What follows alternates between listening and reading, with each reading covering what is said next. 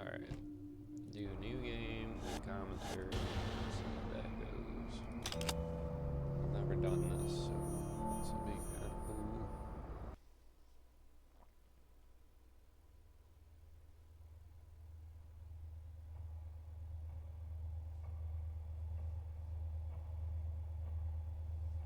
I've always felt alone.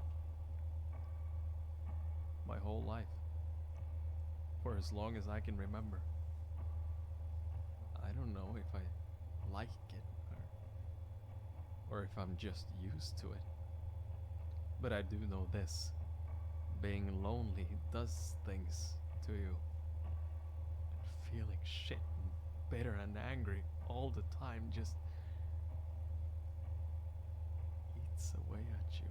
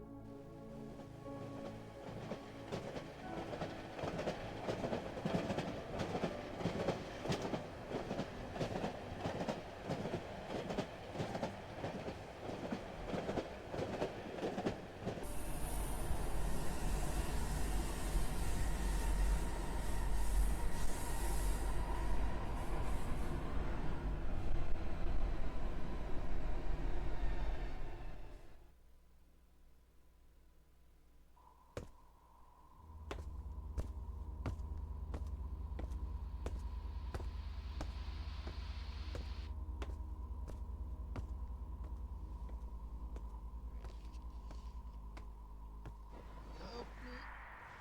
Somebody. Oh, shit.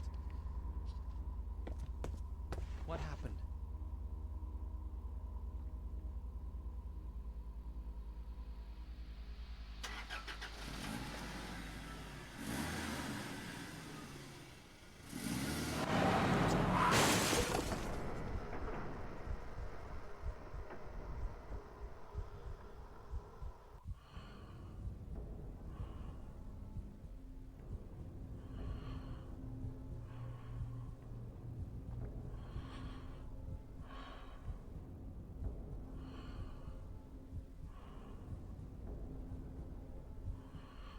Incoming at break.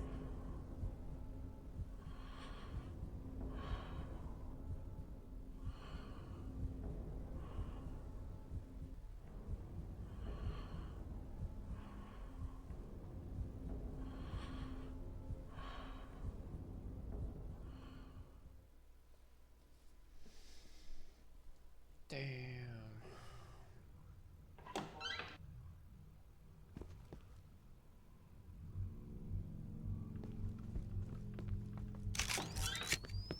Dude, this is still creepy as shit.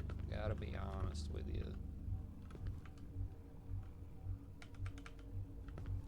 Hello, There we I'm go. Andreas Rönnberg, also known as Rumple, and I'm the level designer and leader for Cryofear. And in this map, we added a camera sequence, and you may wonder why we added that. And that's because from the beginning we decided to have Cryofear as a simple mod.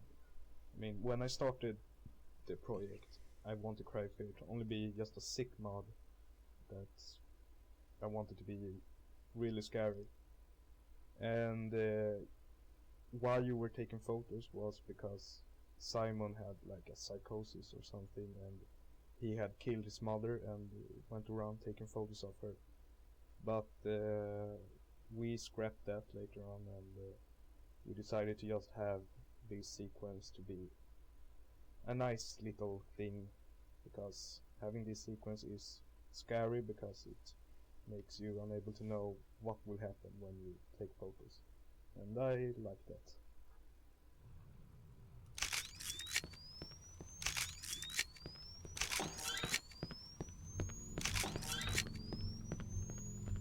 Hello, I'm James, or Minwy, and I'm the programmer for Cry of Fear. This nightmare level is pretty interesting, although it's by no means technically sophisticated. Like the rest of your weapons, your camera is shooting out invisible bullets, so to speak. When the bullet hits a wall or other object, it will check all entities in its immediate radius. If it finds the invisible object we place over the crosses, it triggers the event it's tied to, such as making the writing that's scrawled on the wall appear, or a hanging body or whatever. It's a simple solution for quite an interesting map.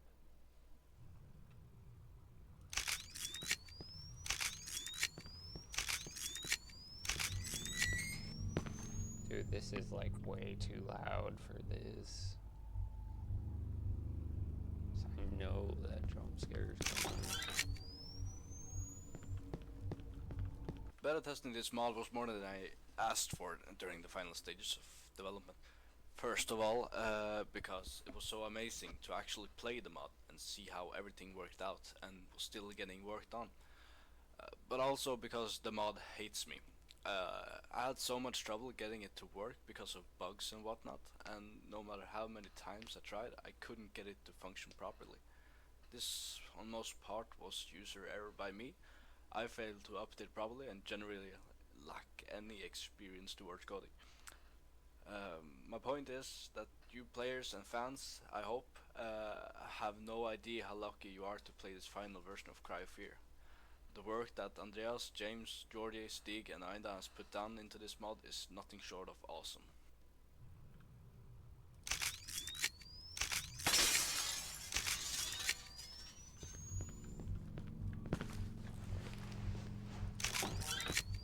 Dude, I'm like still creeped out.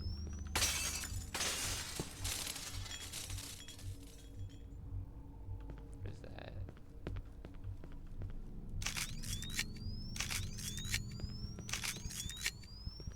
Hi, this is Stig, aka Dragonnor speaking, and I voice act Simon in Cry of Fear. Being a voice actor for Cry of Fear has been quite a journey, and I mean that literally. Cry of Fear was one of my first projects as a voice actor, and when I started working on the mod, my experience was somewhat iffy. Since there's a lot more work involved in switching out the lines in a choreographed cutscene than just switching out the audio, you'll notice a very distinct difference between the first scenes, which were also the first lines I got to work on when I joined, and the later ones when it comes to acting technique, as they're literally years apart in acting experience. But at the same time, it sounds like Simon goes from being somewhat naive to becoming more hardened as the game progresses, which makes for good character development. There we go.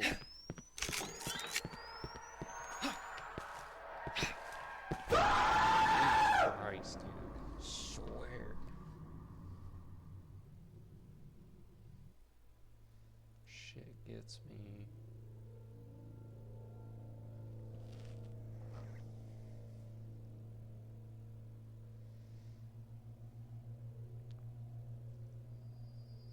Where am I?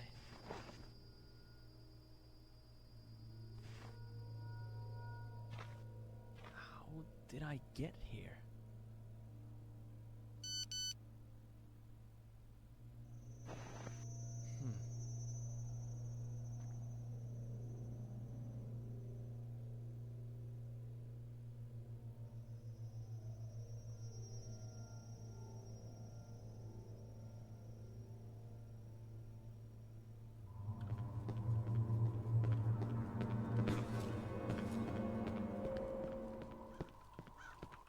this is the start map, and it was the first map to Cryosphere that was ever created.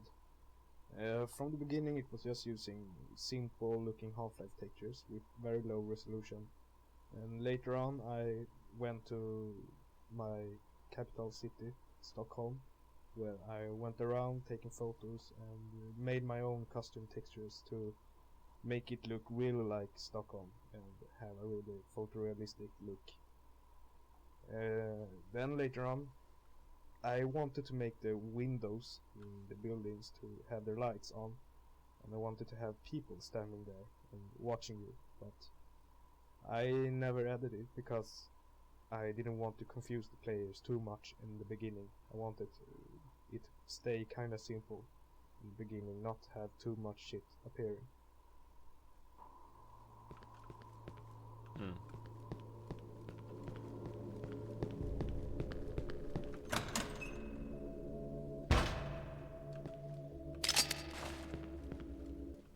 Very early on in development, we decided we wanted to have extensive unlockables. Somebody came up with the idea of custom hoodies, and this presented a problem to us. There are so many instances of the Simon model spread out across the models folder that it would be almost impossible to go through every single model and replace it with a different hoodie version each time. I came up with a simple solution of replacing every single instance of Simon's hoodie texture loaded into any kind of model with an external TGA texture. In this way we can have many combinations of clothes without using multiple models.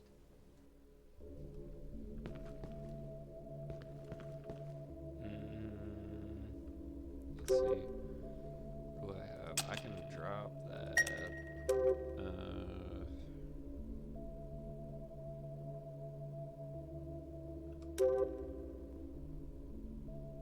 4 slots. I should be able to do that. Oh! French!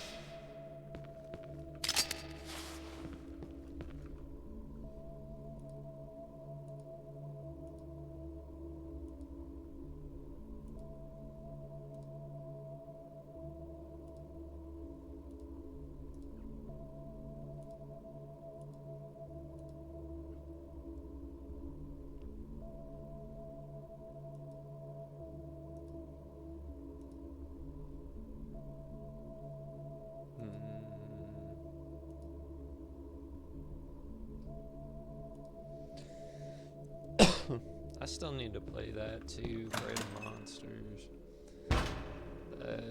Maybe I'll do that next.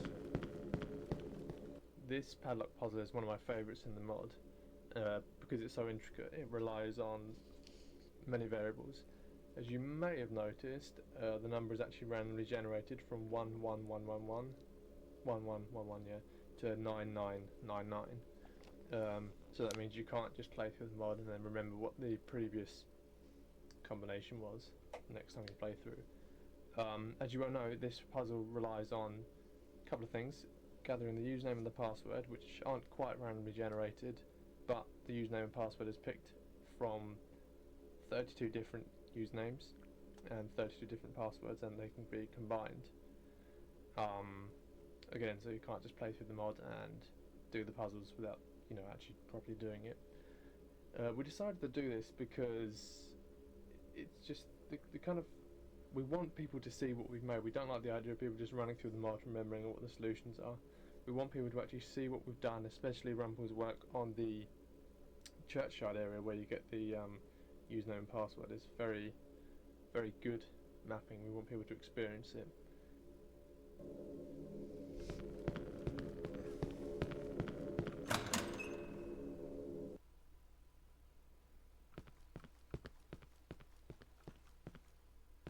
This map was from the beginning made by James Winwy, and it was intended to be a secondary route to the apartments, but we scrapped that because the map was never finished.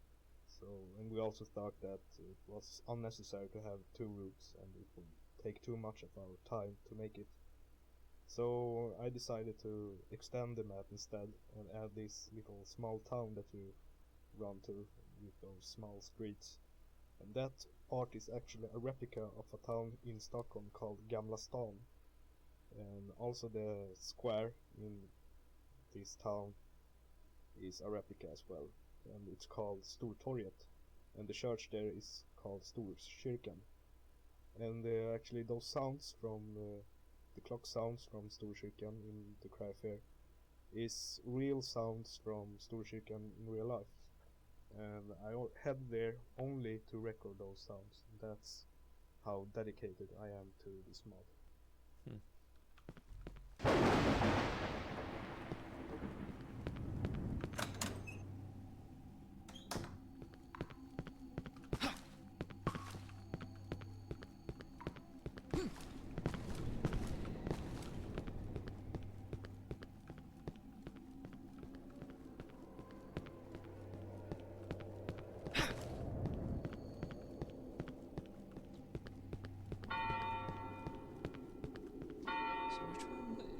To figure that out. So that's the username, or this one's the username? You'll notice that all of the notes you can read in the mod come up as fully bright models, and the reason for this is because there's a lot of kind of clutter in the mod. There's a lot of random papers scattered around, newspapers, bits of scrap and all that kind of thing. So to help players to easily identify what you can and can't read, we made the notes, just like the weapons, come up as full bright.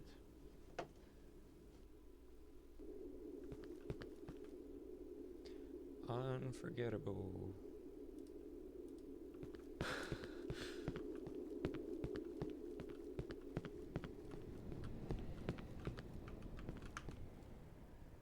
David SPC.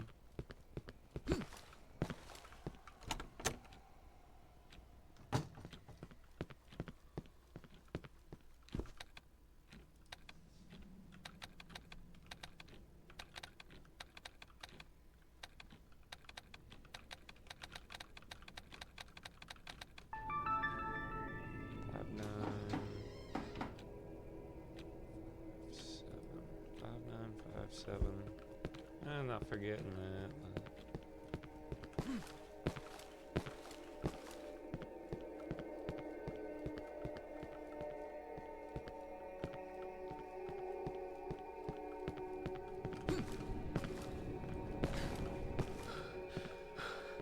It's really, really bad.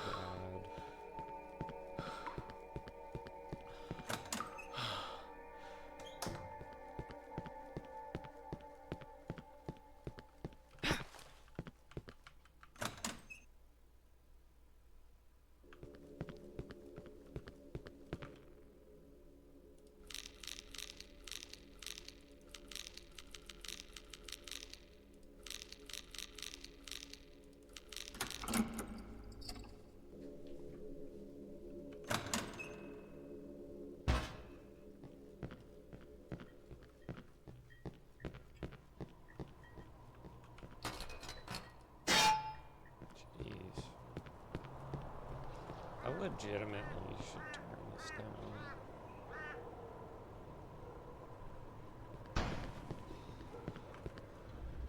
What the?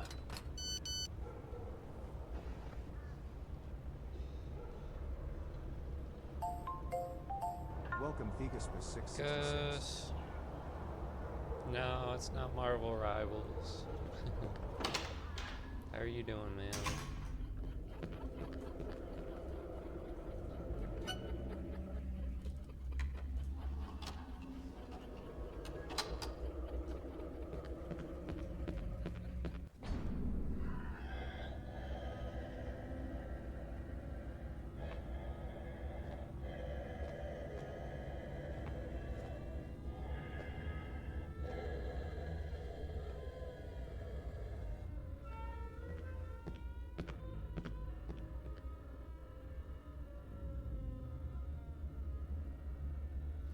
This is actually wild, because when you play this normally, you can't even see this.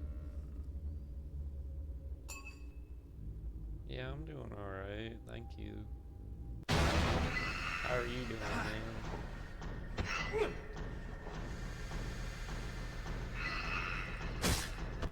What the hell? Who was he? I gotta call police. Shout out to Ebex. Seigel and Jesus_Pals.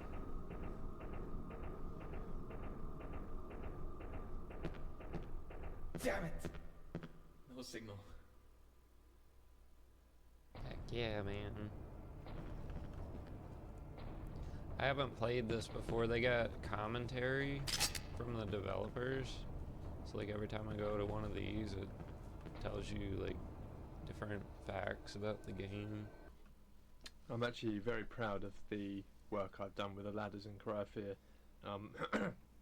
This was actually added very late in development, probably later than it should have been because it's quite a lot of work.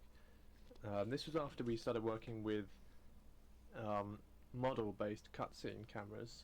If anyone's familiar with Half-Life mapping, they'll know that normally you have to use normal Half-Life entities and special objects that the camera will move to and from.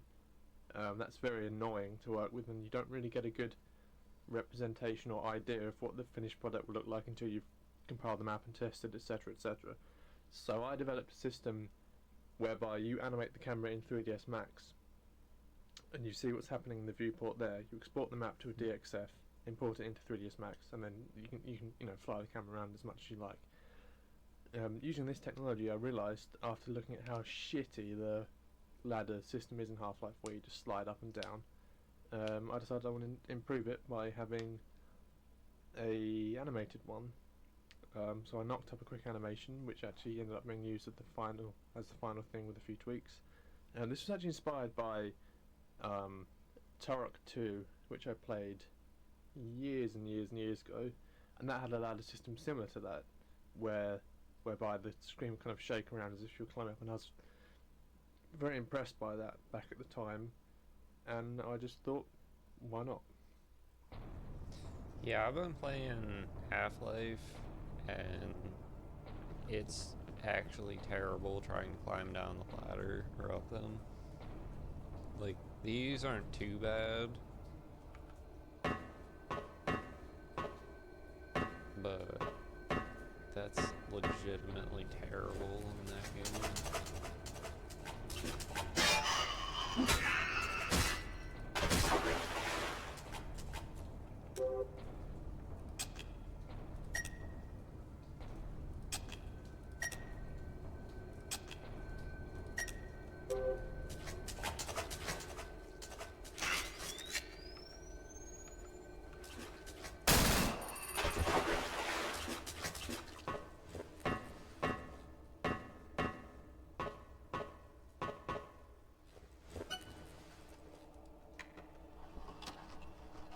Yeah, it's kind of cool.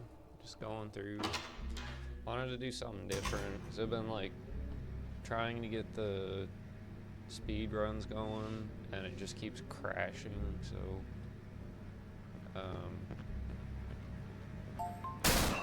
Welcome, Grey Fox 600. at least get some gameplay in. How's it going, Great Fox?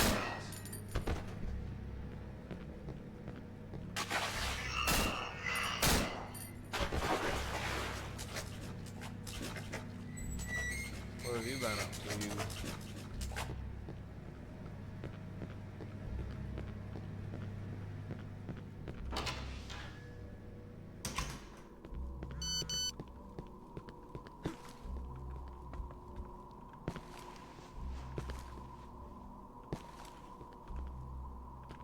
Oh my god, this is so terrible here.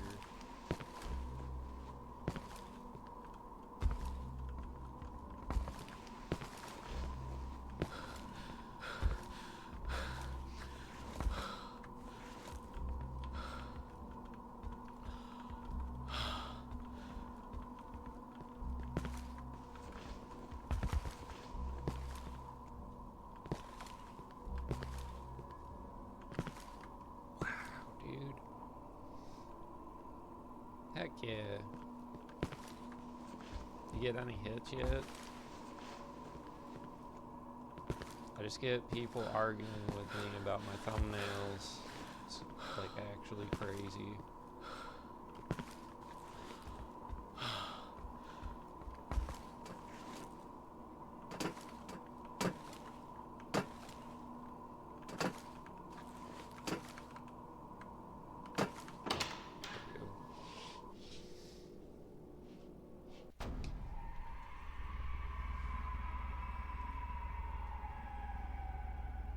Dude, there's so many people on YouTube that are like, you're not doing this right, or you're not doing that right. It's like they have absolutely no videos. It's like, how are you gonna tell me I'm doing this wrong? You ain't doing shit. This is the apartments map, and it's also one of the very first maps that was ever created. And the funny thing with this map is that it's also a replica from a structure in real life. It's the building where my dad lives, and I think it's very cool to be there in real life and run around and play like if you were silent. Incoming ad break. I think it's pretty cool, and it looks exactly like the building where my dad lives. That's not bad. You know, it accumulates over time, so all it takes is one good person, you know.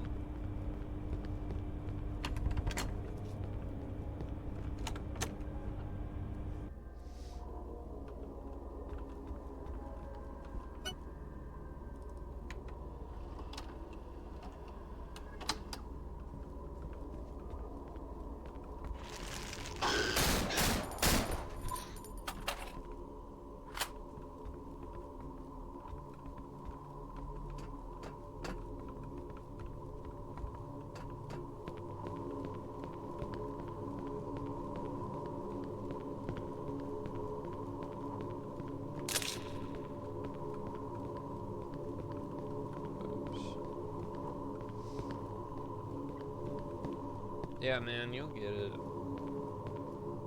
Your channel is like super clean too.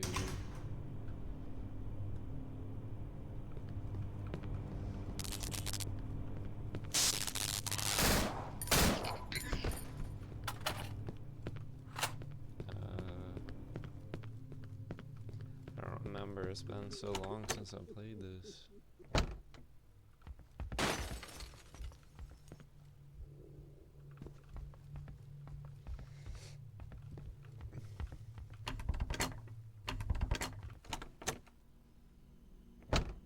Yeah, that's not bad. 20 or 30 views.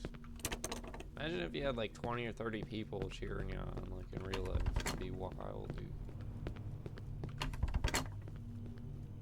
Seems to be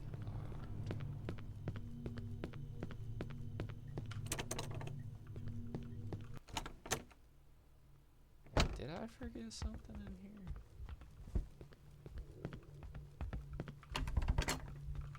Oh, I gotta go in there. I forgot. Well, this puzzle may seem pretty easy in that it tells you exactly where to use the key. Keep in mind that it's the first introduction to puzzles in the mod. So originally we didn't intend the key to have a tag at all, so you had to kind of work out through trial and error as to where the key should be used. But this wasn't really fun, as there's so many doors in the mod and no real way to check which ones you have or haven't used apart from memory. Therefore this was pretty much the best solution.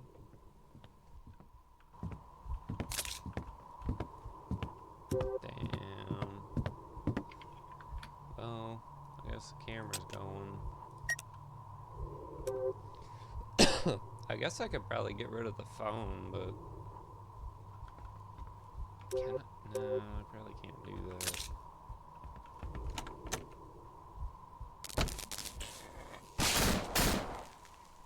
I hate those.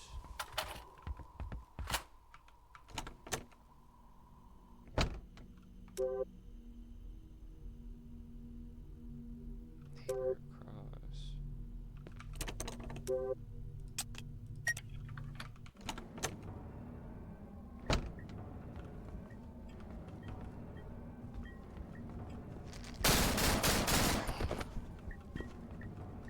This part used to scare me so bad. I forget he was in here.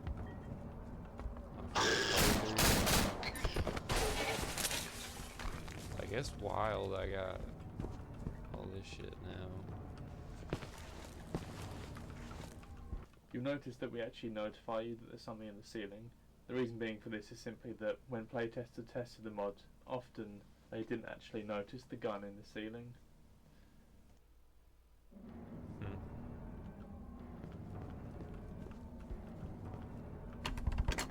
Oh, you Yeah, you gotta get that in order to get the key, I'm pretty sure.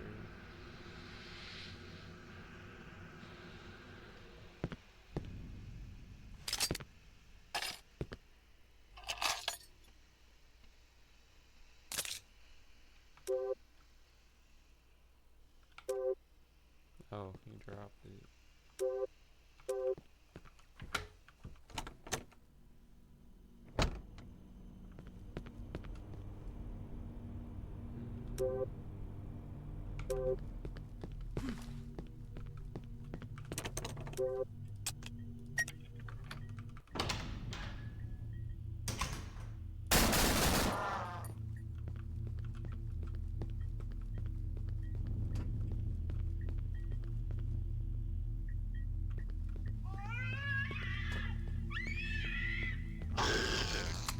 Oh shit. Got unlimited ammo. I got that. Got no ammo.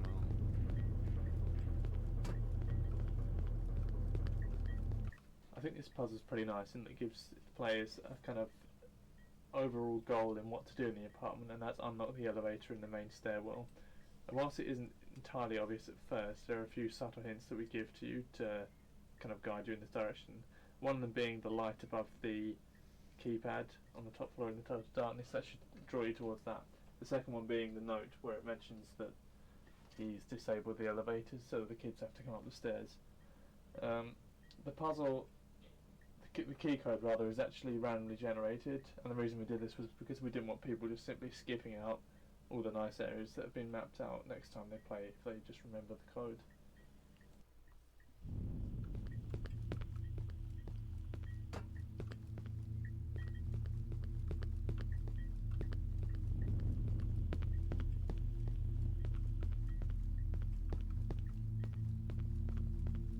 I could have swore there was one down here.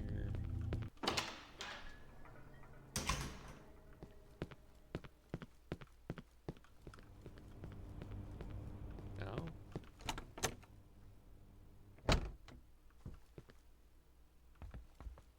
I've literally never done that. Jesus Christ, dude. I didn't know this was in here.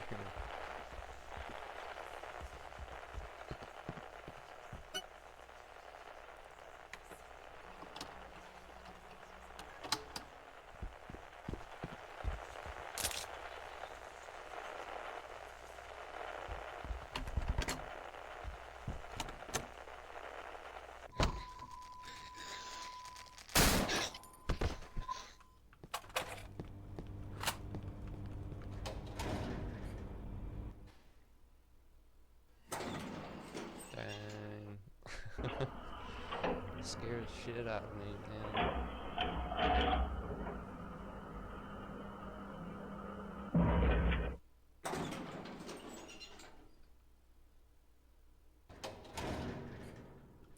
This game is a trip. Like, I've played through this a bunch of times and I'm still, like, finding stuff.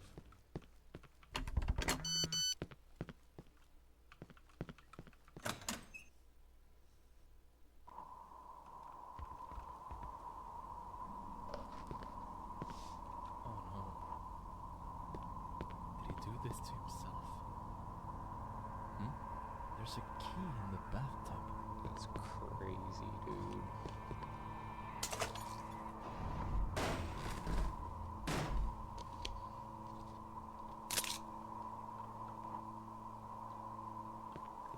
Yeah, I got a few games. Hi, this is Stig, aka Dragonnor speaking, and I voice act Simon in Cry of Fear. You might notice that Simon doesn't really react to all the blood smeared all over the bathtub in the cutscene. And the reason for that is that in the initial versions of the cutscene, there was no blood.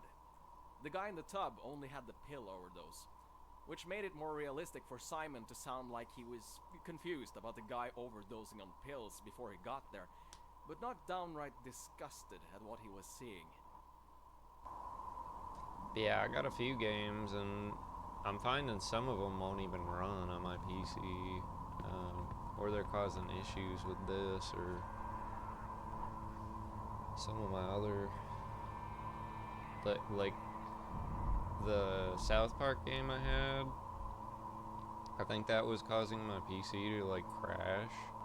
So I had to uninstall it, and it seems to run better without that, but it was like both my screens were going black, and I couldn't do like Control Alt Delete or anything, so I had to like manually shut my PC down and restart it, which is kind of crazy.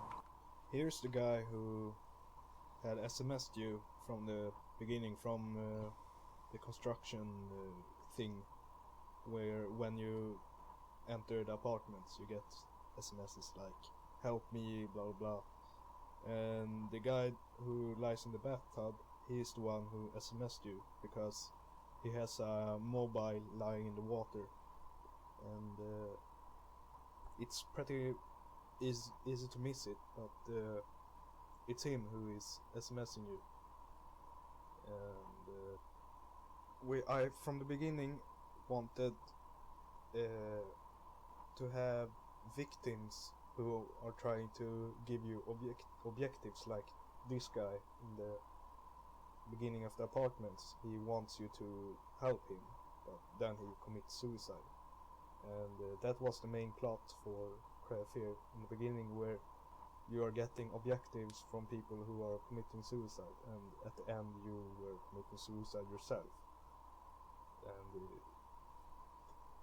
we wanted to keep that, but we changed that when we got a voice actor for Sophie, and we really didn't make only suicides. We wanted to have a guy committing suicide in the subway station, but we scrapped that, and in the forest and etc. But we scrapped that suicide idea. And yeah, and after every suicide, things started to happen, like in those apartments where everything gets sick and shit. I wonder if this changes in the different endings. Oh shit, man. Man, I'm like dropping everything. Guess I just dropped these two. Actually, no, I want to keep that, I think, and drop this. There we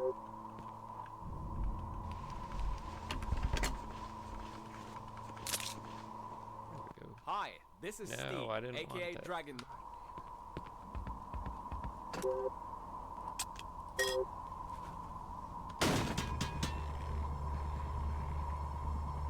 How about you? Did you get any good games?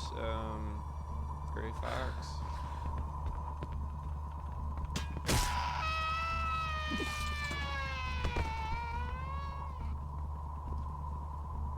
There's a few other ones I would like to get, but I spent probably more than I should have on Christmas presents.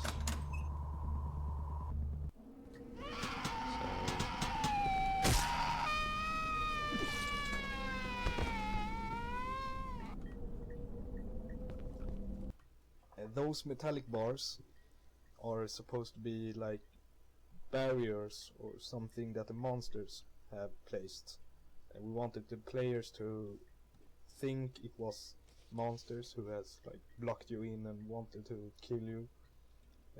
Also that the boards, the wooden boards blocking the doors, are also that. And that's what's happening right after the bathtub scene, where you hear something hammering. And it was supposed to make the player think that monsters has trapped you. At that time, players don't know that everything was written in a book.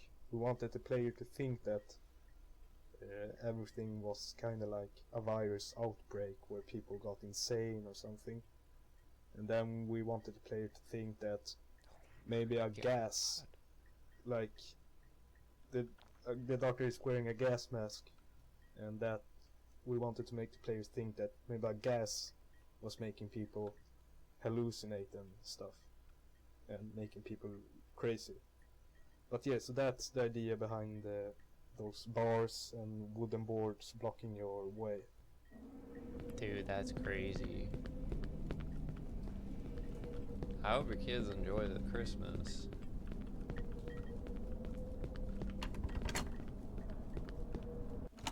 I don't remember. You said you had one kid, right?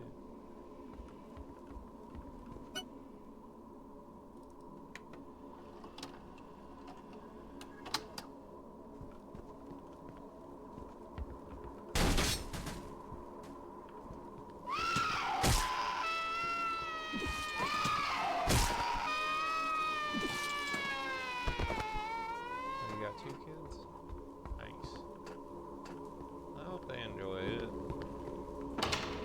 That was nice.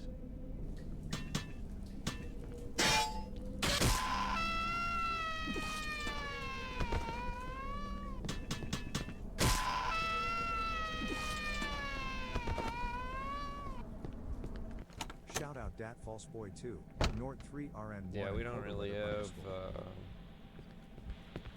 have any kids. Everybody's pretty much grown up now. My nephews are still, I don't know, they're not that young. In the beginning of the project, we didn't have tiles in this place here in the apartments. We only had water being there, or maybe not even a water, because we wanted it to be realistic and really make the players feel like the monsters was trapping you. Before, the monsters looked more normal and less fucked up, but after we had played Afraid of Monsters again, we really liked the sick things that was happening in Afraid of Monsters, and that's why we added the tiles and like the room in the apartments where everything has like got a gravity at 90 degrees at the walls. We added that after on, just because to make it a bit more sick. So yeah, that's why it has tiles everywhere. The tiles has just appeared for some reason, but it's nice and makes you scared, I think.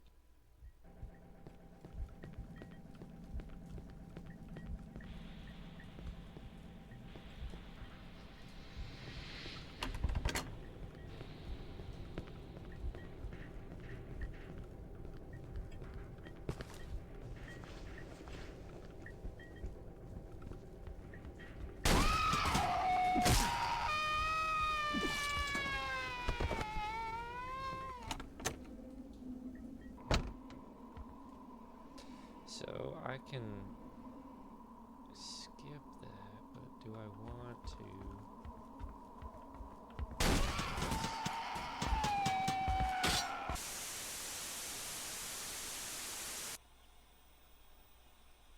It's so weird, like you can, like if that monster hits the TV or in other parts of the game, it'll skip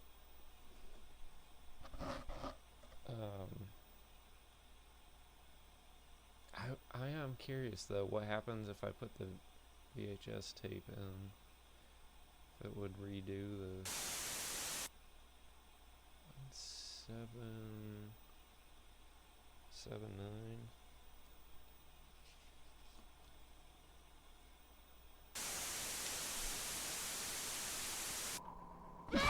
Jesus Christ, dude. I forgot. Oh, 771 line.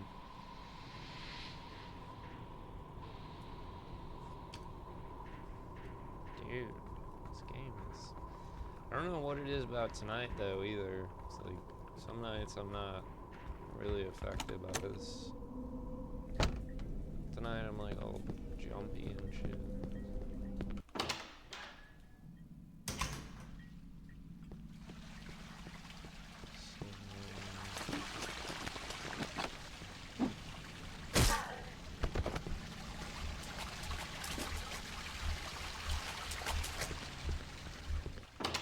Technically, how you're supposed to do this.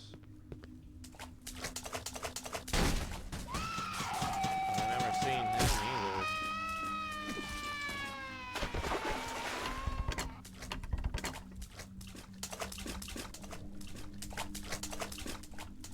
Seeing all sorts of shit.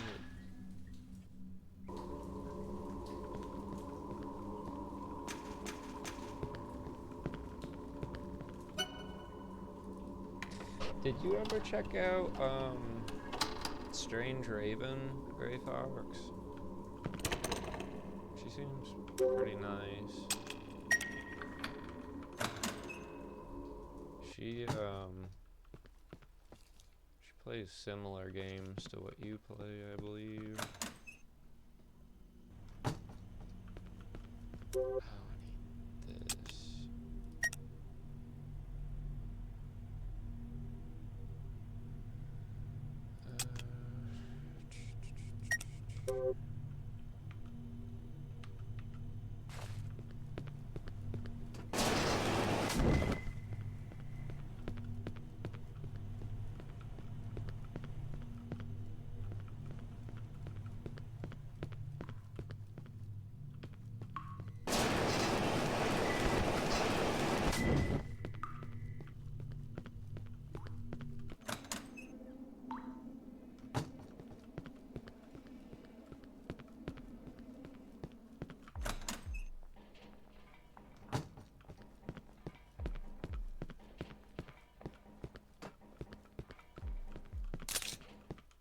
A pretty cool thing with this torture room is that the guy who is killing the other guy is actually my sister's husband, I mean. And the guy who gets killed is my brother, my older brother. And it's pretty funny to watch them fight like that. What the fuck? The photos that the textures are made of are photos from them.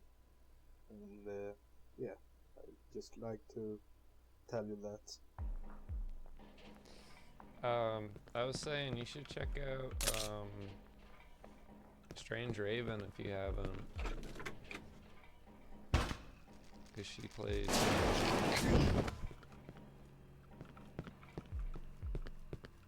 similar games to what you play. I think you would like her content.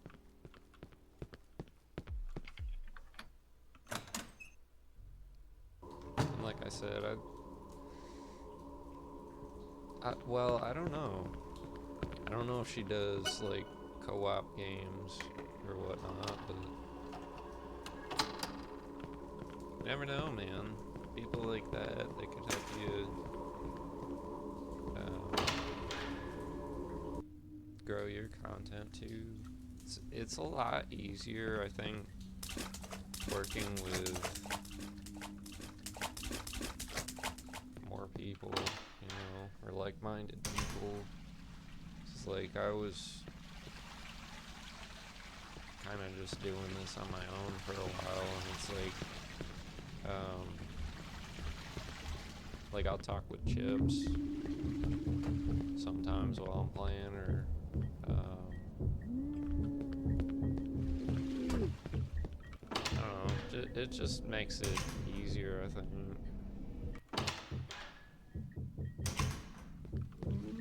It's kind of fun too, I guess, you know, having different people to talk with, or Incoming ad break. oh, you can't use it. That's bizarre.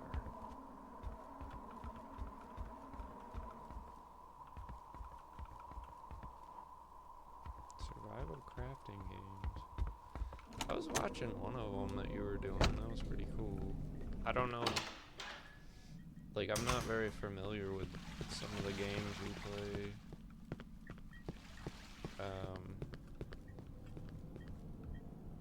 But it seemed cool.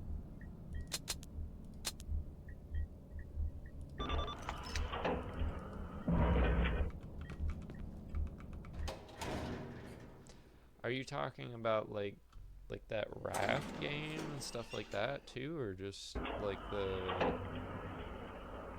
I don't know, they're not really like Final Fantasy. I don't really know what the term is.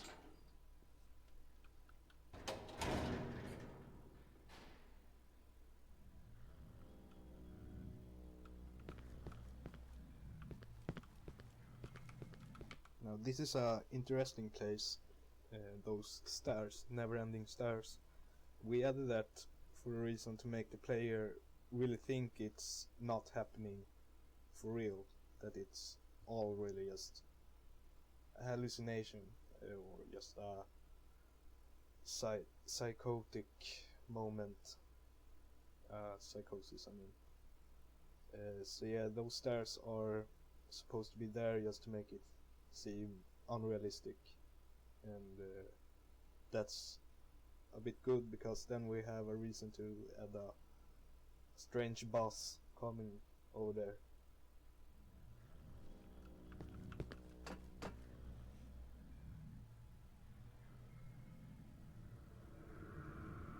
I don't know how to pronounce that one. The Tachycardia, isn't that like an underwater game that looked good? If that's the one I'm thinking it is.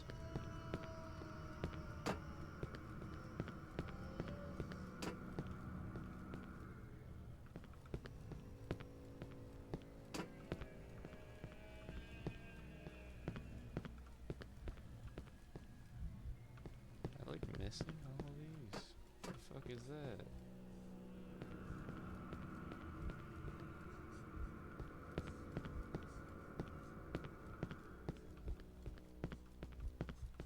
I've gotta be missing something.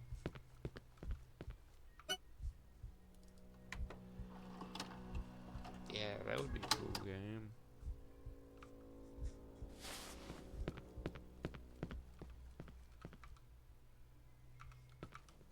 Another way that this mod differs from Afraid of Monsters is that each area is now punctuated by a boss fight, and this marks a milestone in your progress. The reason we added bosses is purely because, well, we like boss fights. They all have some kind of strategy to them, and this is the simple find the weak spot and attack it. The boss bars weren't added until later on in the development, simply because we wanted a way to visually show whether or not you're actually doing any damage to the boss, which kind of corresponds to the whole weak spot idea. It's nice to know when you're actually making progress with the boss. I want to see if I can kill this dude with this axe. I don't know if I can, but I'm gonna try. My nephew was trying to do it, and he was getting pissed off. It was kind of funny. It's like, I'm not the only one.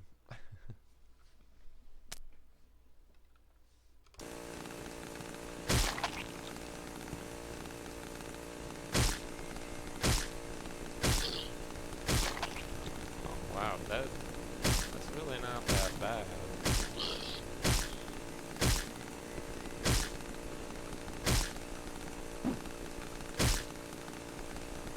Well, it wasn't.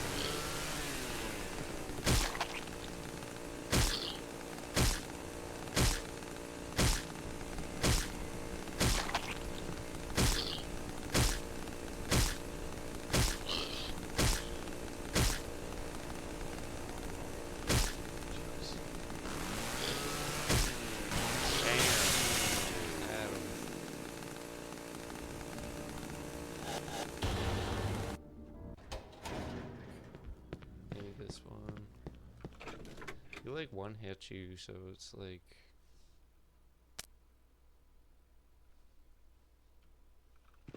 mess up, you're done.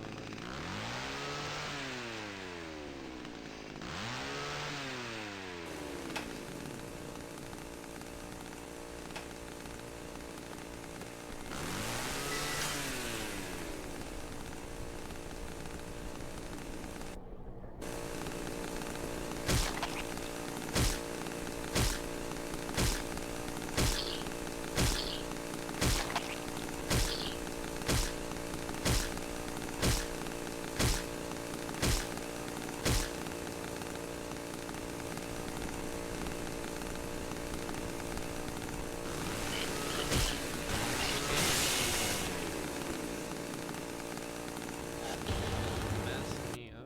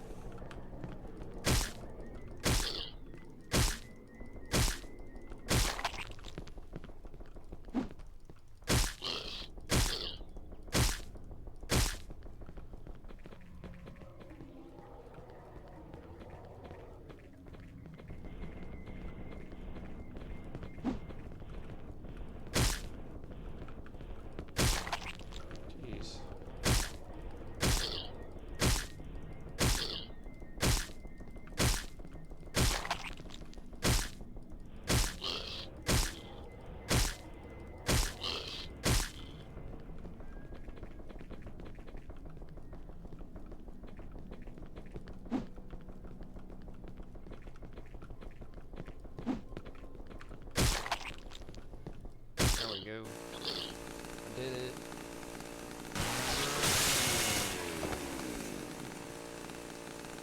I'm gonna try that with the knife at some point.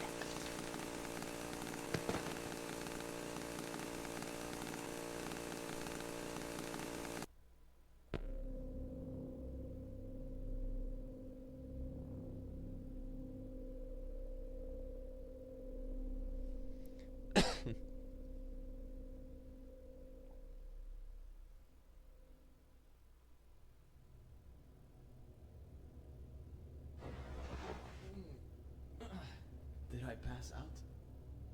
Huh? Who's that? Relax. I am not one of them. Who are you then? I'm nobody. What? You shouldn't be here. It's very dangerous. Wait. Why are you wearing a gas mask? Are you stupid or something? Do I look like I want to turn into one of them? I can't trust you. I don't know if you're real. Just leave me alone.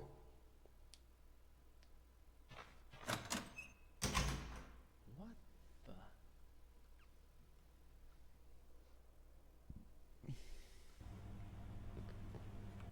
And this is the third or fourth time I remade this cutscene. For the first time I used old models, the old models you can find in the very old screenshots with the Simon that I made and the doctor that I made too. But those models didn't move their mouth. They were missing a mouth controller, a mouth bone. So the new models with those bones, they couldn't use the current animation, so I had to reanimate it. But still, the new animations, I wasn't happy with them either, so I had to animate them again and then again to make me satisfied or happy with the result. And yeah, about this cutscene with the doctor wearing the gas mask, we wanted the players to think that there was a gas that was making you hallucinate and go crazy and fucked up. So we wanted the players to think that and really confuse them. That's why we made the doctor all strange and wearing a gas mask.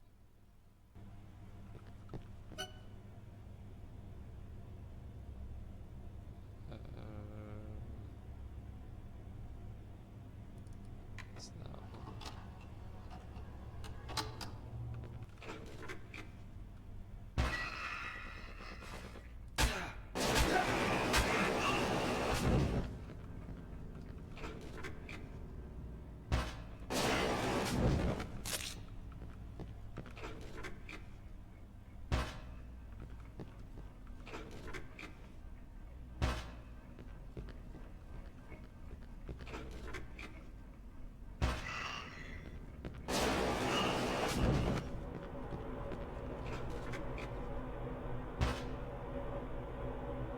Why does it do that?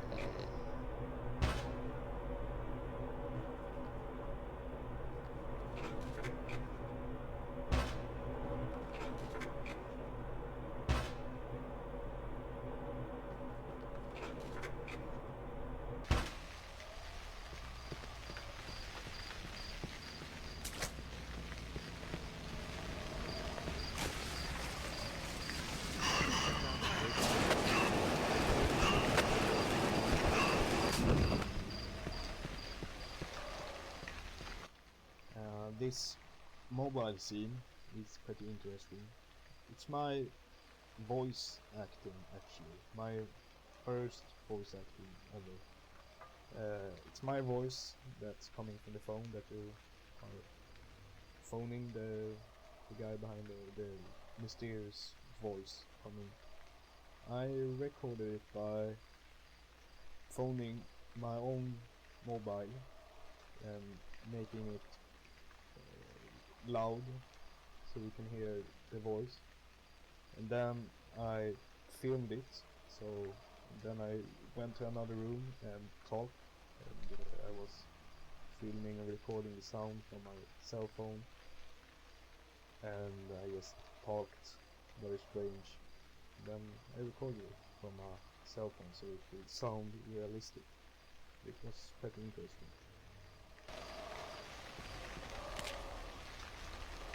5, 4, 3, 2, 1, 4.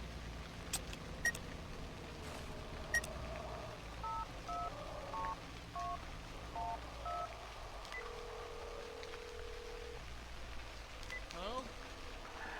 Hello? Who is this?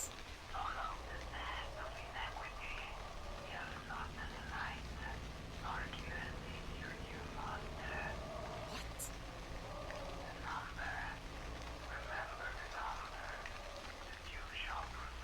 What the fuck are you talking about? I need help, please! God damn it! Help me! I don't know why they didn't change that one, because they were trying to mess with the other ones. Did I do it wrong? Fuck, I did that.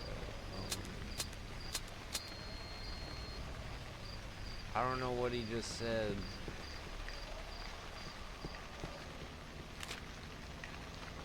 Four, three, two.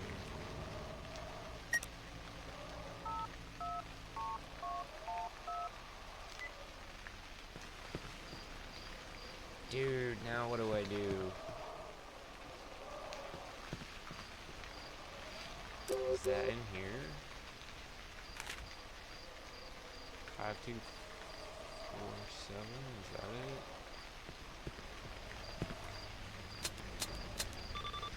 Oh, thank God that was there.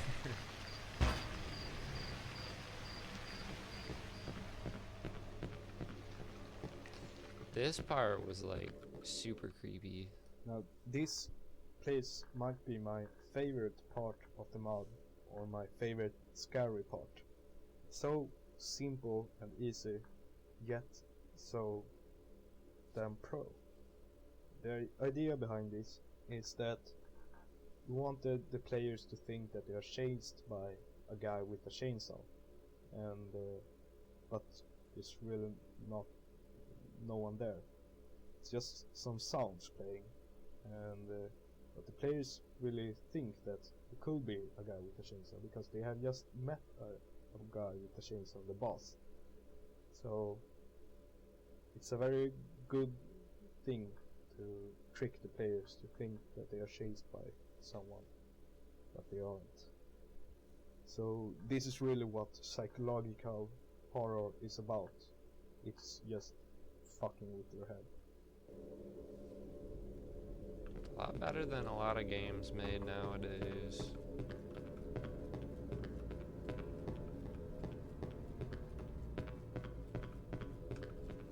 Which is wild because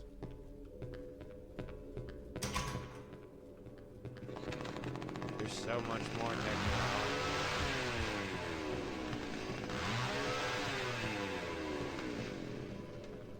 Yeah, there's literally nothing in here.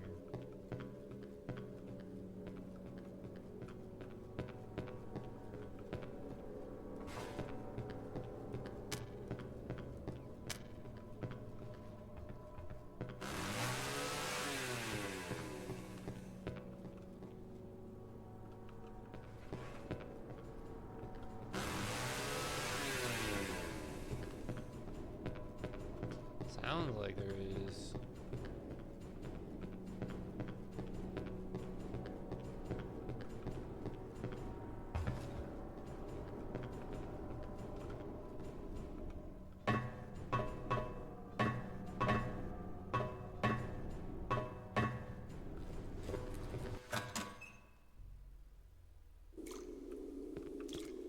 This area was actually mapped out by myself earlier on in the development when Rumpel and I were decided to share some mapping duties.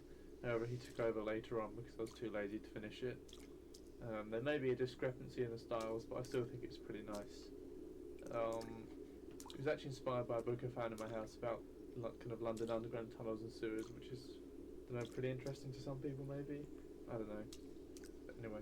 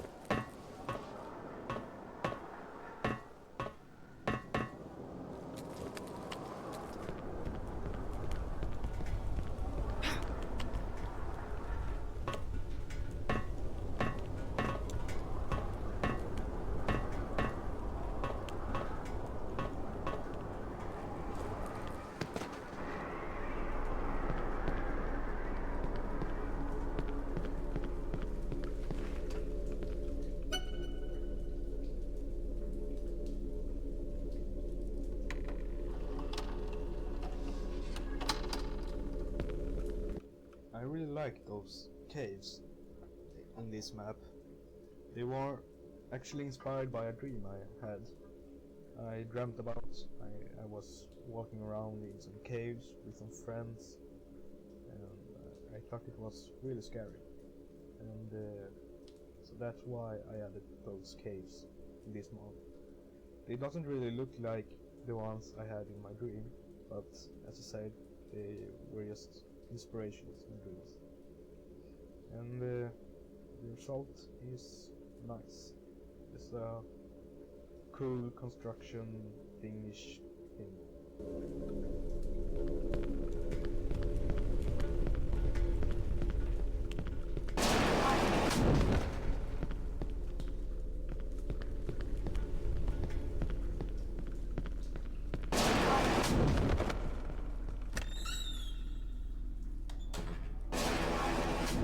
What if this is like that? It does not. That would have been cool though.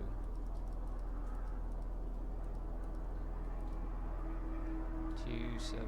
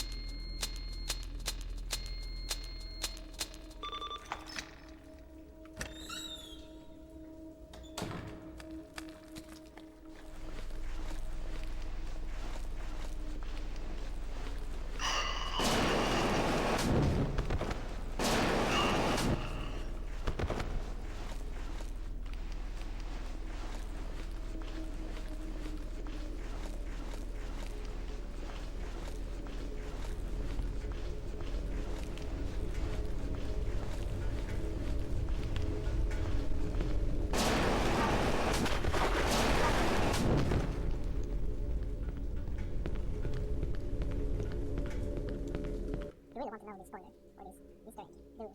You really can't just find it by your own. Or maybe you have already found it. Or maybe you're just too fucking gay to actually find it by yourself. Just so fucking gay. Just so fucking disgusting and just so... I don't know. I don't know. But, I'm going to reveal it to you now. If you use the lighter on the cigarettes, you'll trigger a cutscene. And that cutscene actually has a meaning. It means that... Oh wait.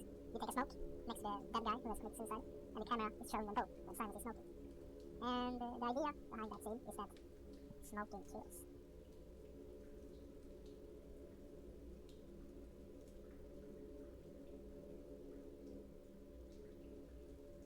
What? Did my game just crash?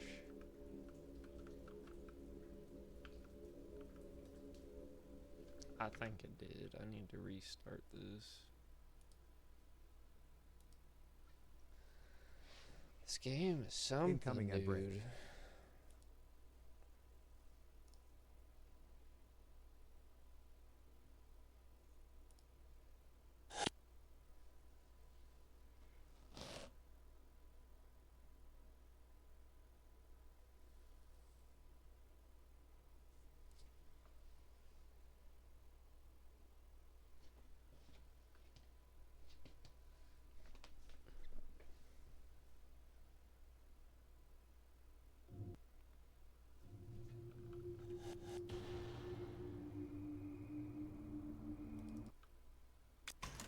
Is that it?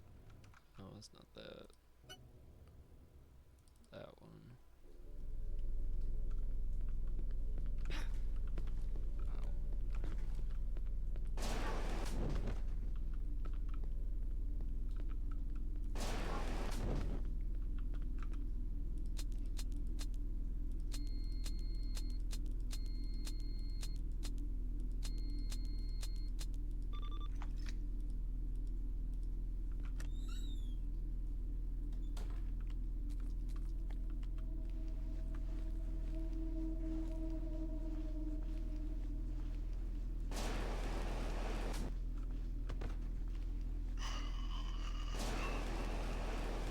This is terrible, dude. Dude, this is gonna be so bad.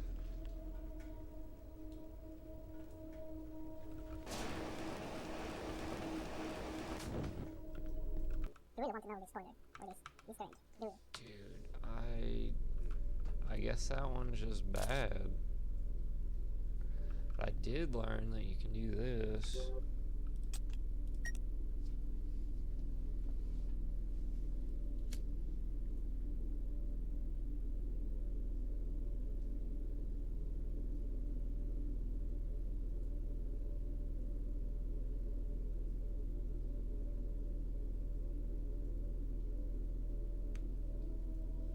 Just wild.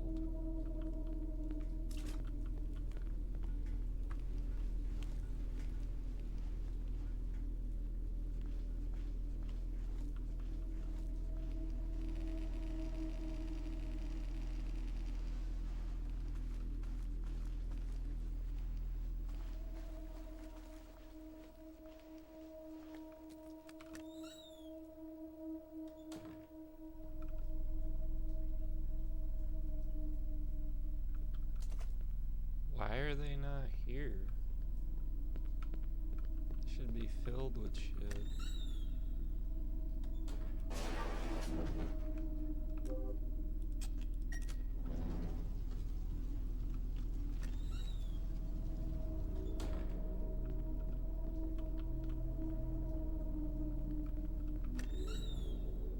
It's very odd.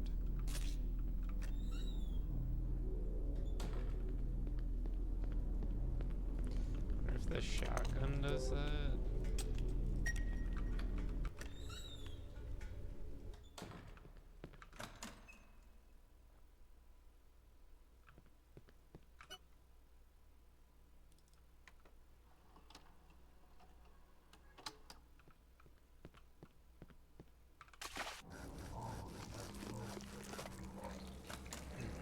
Hey!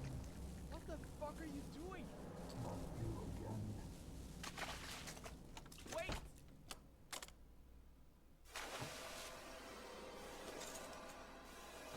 Oh shit!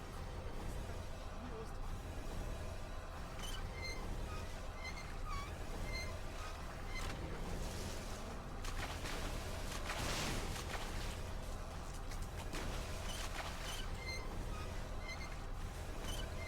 Damn, I messed that up.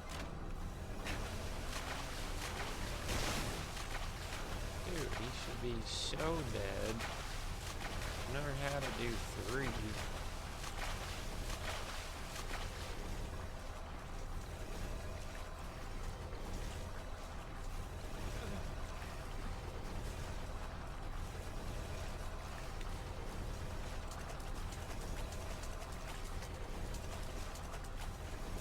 Nope. Alright, that'll kill him. But it's not.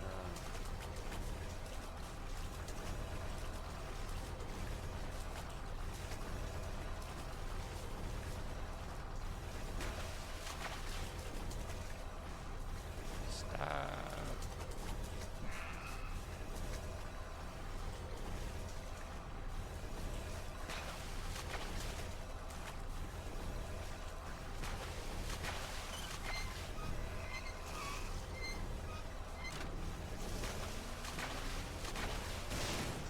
Damn.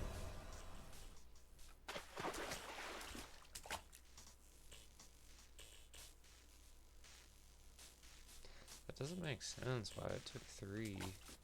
Now this cutscene with the doctor killing that guy with the saw, it's meant to make you think that the doctor is evil and bad. So that's why we made you, we made him kill that guy just like that with a saw, really brutal. And that's, yeah, because we wanted you to think that the doctor was all mad and evil. So, and about this key swallowing fag, the fat fucker,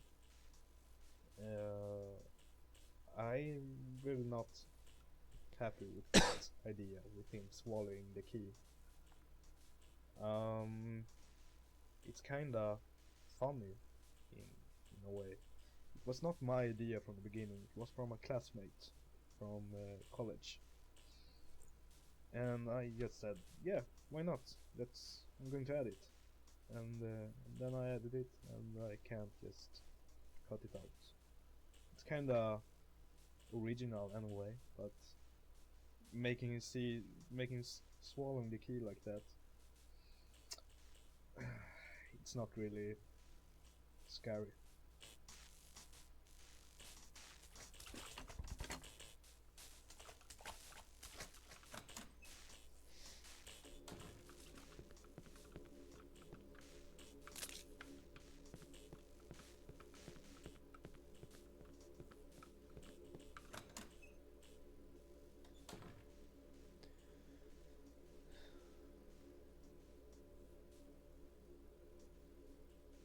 Oh, nice.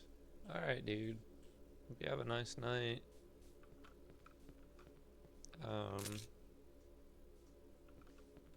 Yeah, it's probably gonna be busy with the holidays and whatnot, but if we can work out a night where you're not busy and I'm not busy, we could definitely play.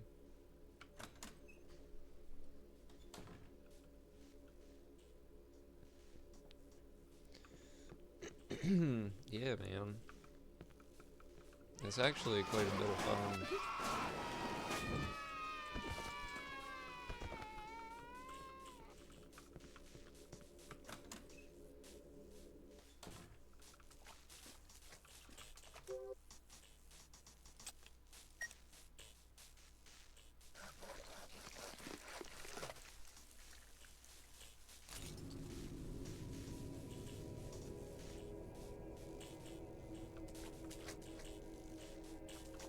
What's in here?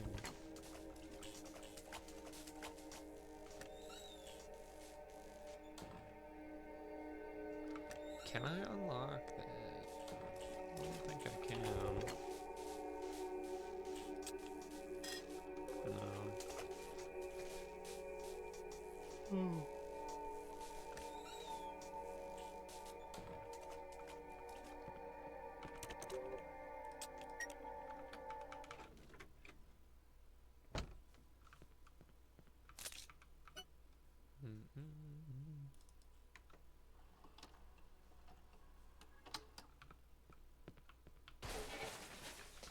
I need to figure out how to go through this.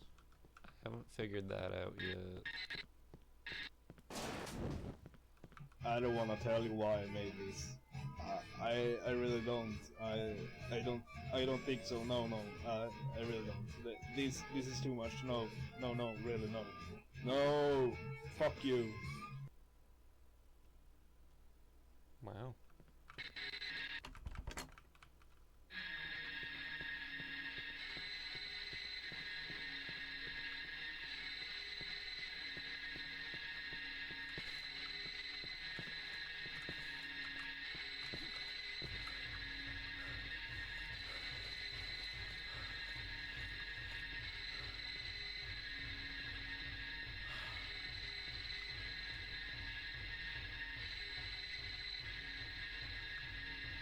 I don't know why I do that.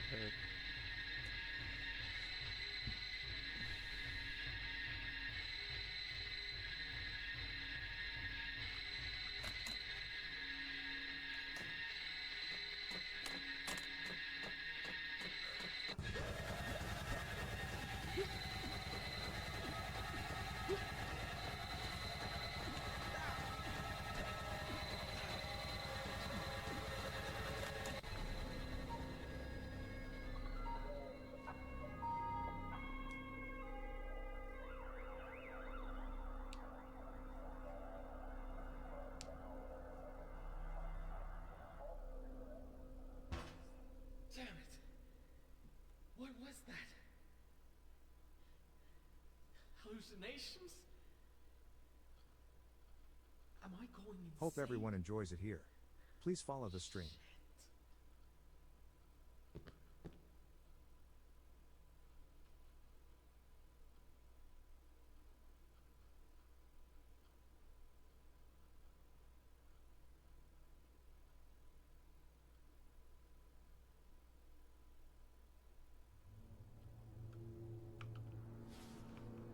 That was weird. He had like 4 arms. Ja, voll. Sen van vill låtsas sitta inget för stan, ja. Säkerligen upp sitt. Enligt mitt nationalverksamhet. Syrkatkist är du nog. Måka biojamjas. Still. Wah, vad snägger stina. Still. Yes. Ningo gammal. Så känns det. Stats honom. Stämmer. This commentary is something.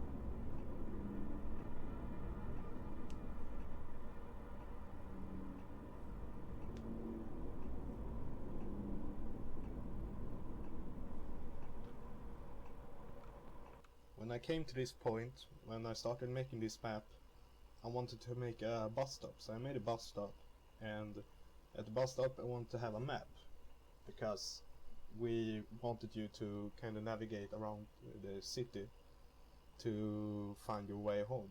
So, but at that point we didn't have any town planned or any name on the town or any roads, so I had to design the entire city in order to make you use the maps to navigate your way home. So this is where we planned the entire city and all that stuff.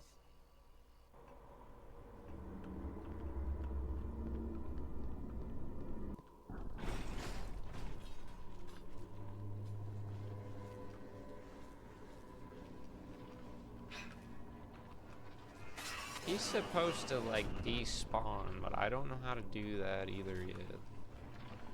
So when I do that, it doesn't work. It's probably user error. Like I'm just not doing it right.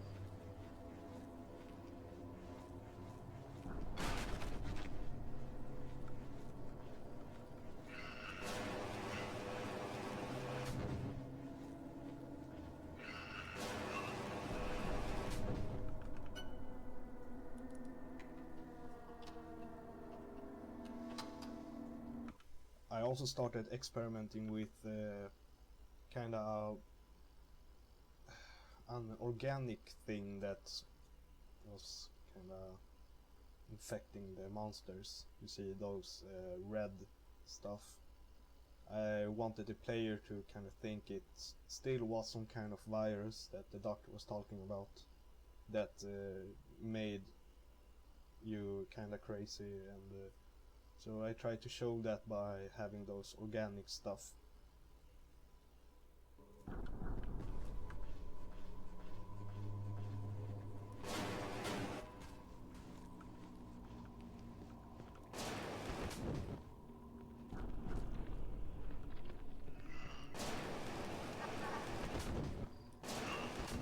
was gonna say, I could have swore there was another one, but I don't know where it was. There should be one there. I don't know where he's at.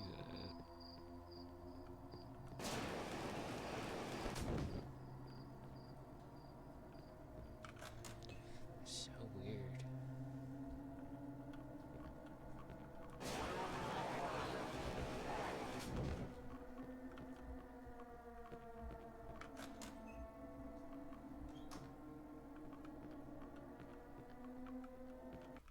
here, I wanted to have something that was following you around, so I came up with the idea to use a very fast guy with a chainsaw that we call Saw Runner, because he has a saw and he runs.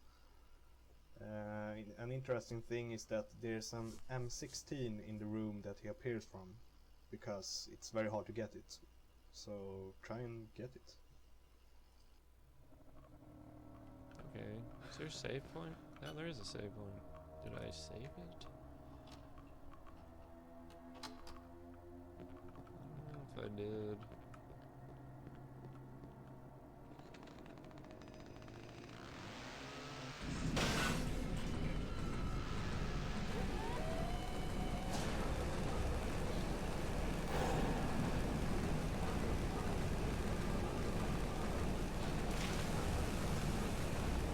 Wow, he is just eating that.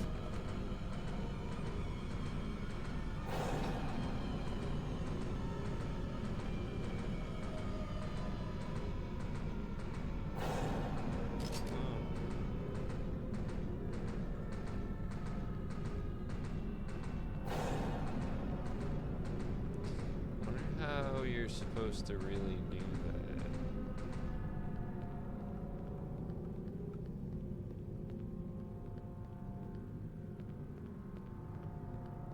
Doesn't really give you a lot of room to run around him.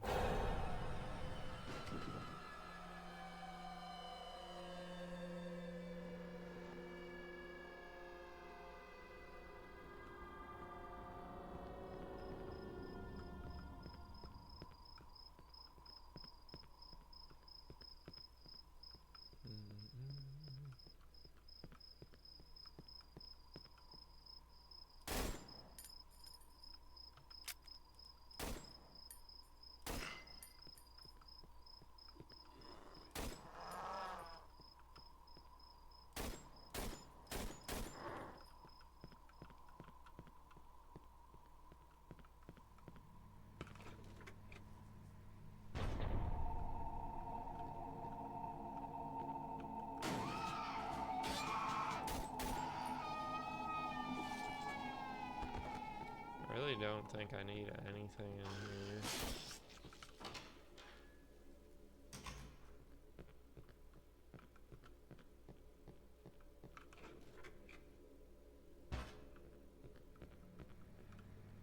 Well, I don't know.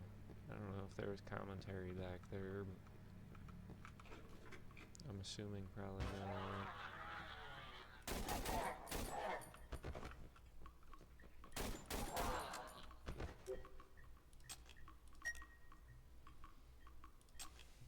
Drop that.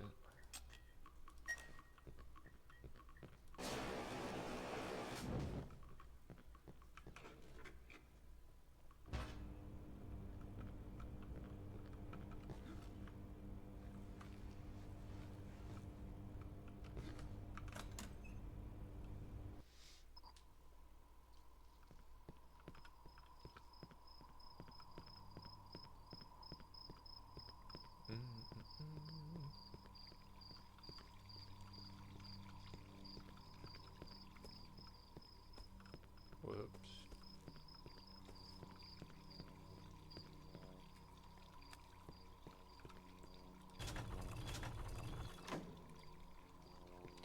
I love how they say, like, I dare you to do it, and then nothing even happens here either.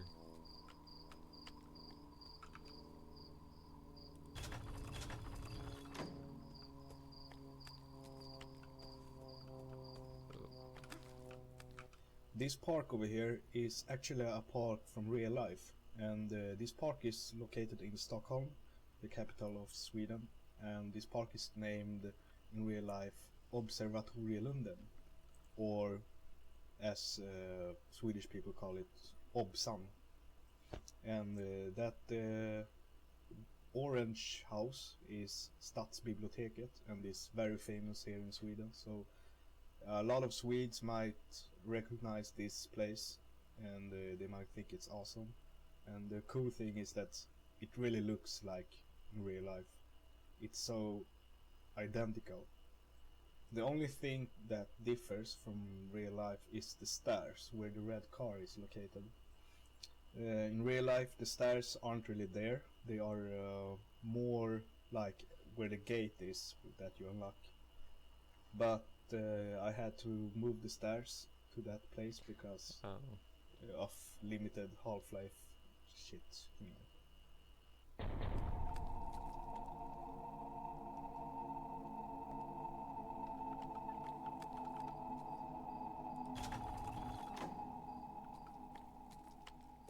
That one just gotta go left.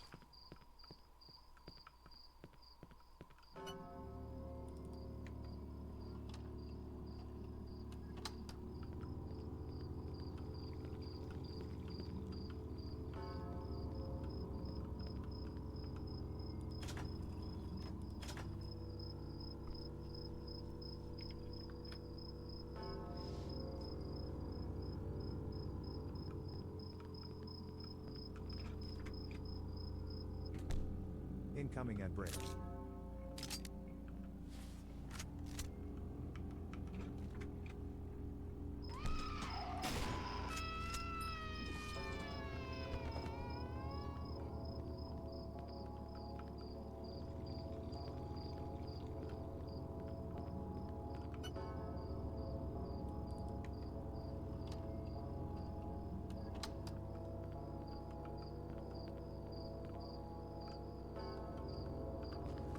Wow, that was bad.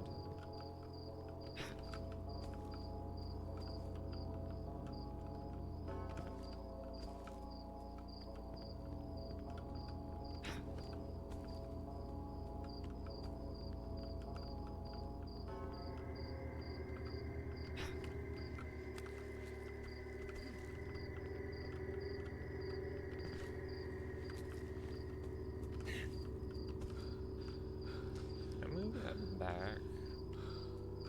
Does that do anything?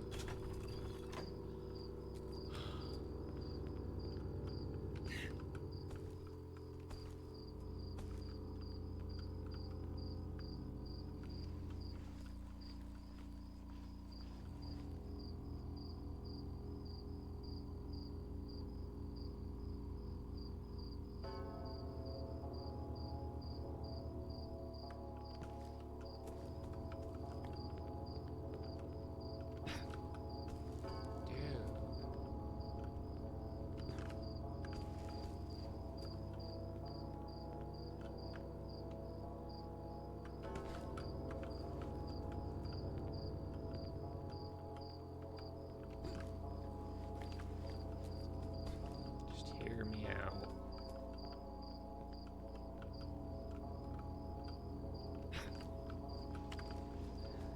I don't know why I can't get that.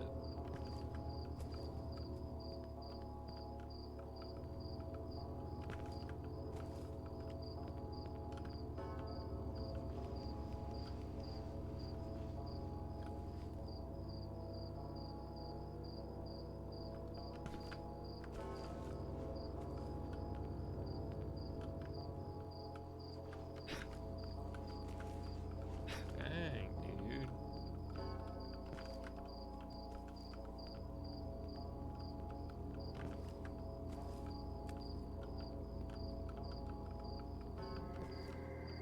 the fuck?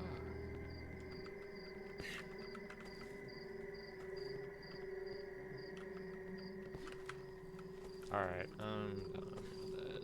I need to do this a lot more though.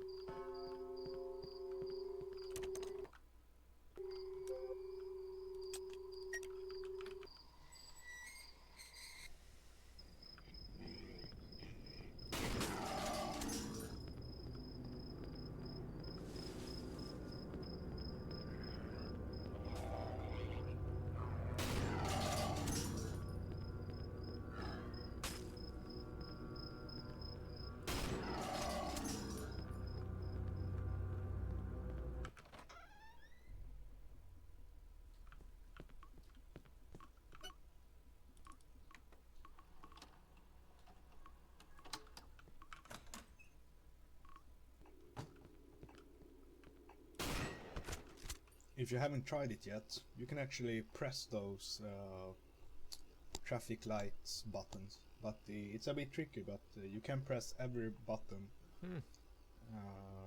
every traffic light button, and it's pretty interesting for us Swedish people because those lights works and sounds and looks exactly like real life. So try it. That's cool. I did not know that either.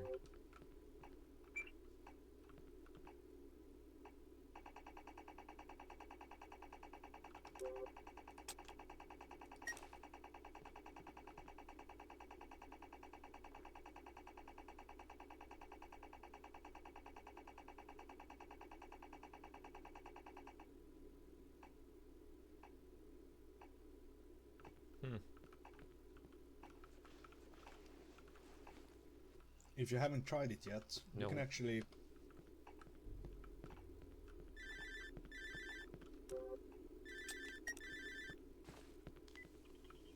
Hello?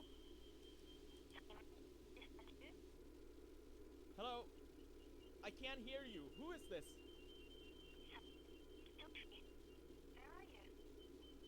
How did you get my number? Can you help me? What the fuck is going on in this town?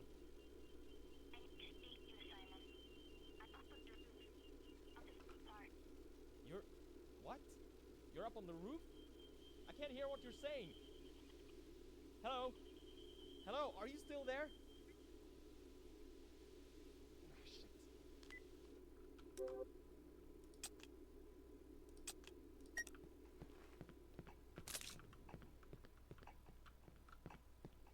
I need the shovel.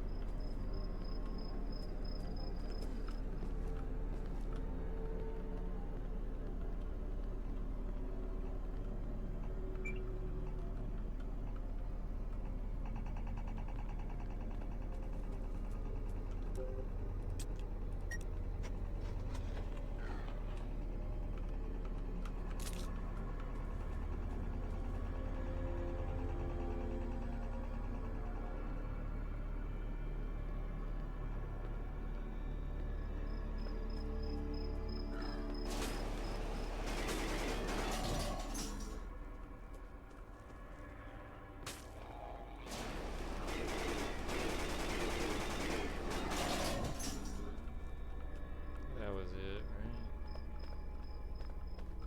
This park over here is another real life location. It's called Humlegården and it's also located in Stockholm. I'd like to mention that every place in Cryofear is taking place in Stockholm because that's where I live and that's where I've got reference stuff.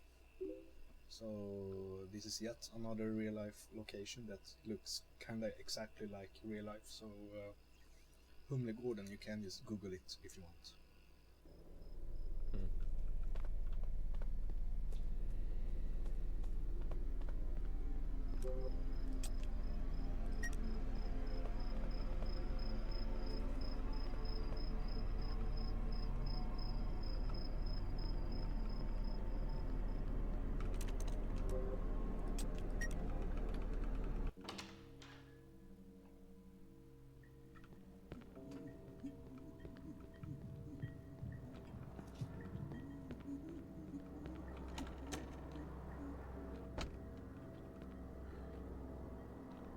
Oh, I thought This something place, was in. this apartment here is made out of my brother's apartment where he used to live.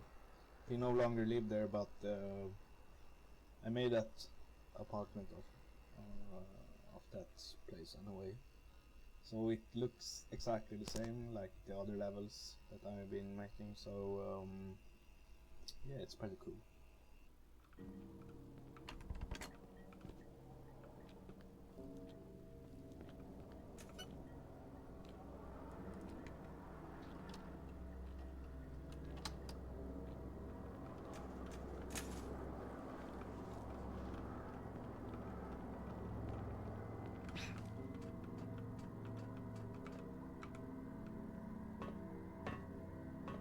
Hope everyone is having a nice night.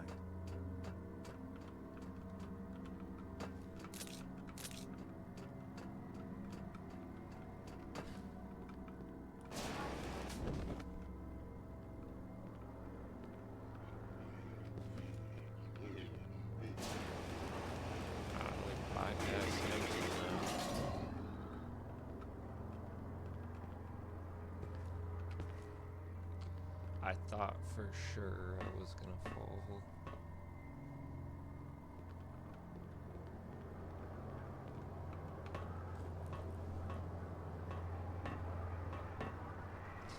No! Wait. Shit.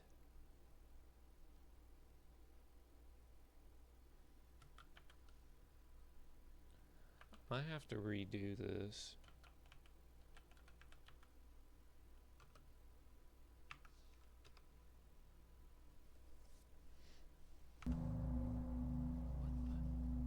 Sophie? What the hell are you doing here? Haven't done this yet, so I don't know what it's gonna do. What? I don't understand anything now. What is it that you don't understand? What do you think? The whole fucking city is crawling with monsters and I mean, suddenly you just turn up on these rooftops? What are you doing here? Are you hurt? How are you doing? I hope you are well. Simon, you're scaring me. Why does what look weird? Scary. What the fuck? This is just sick. Oh, probably the rain Well, isn't on. maybe it's just... Let's talk about something else. How have you been? I don't know. Just confused.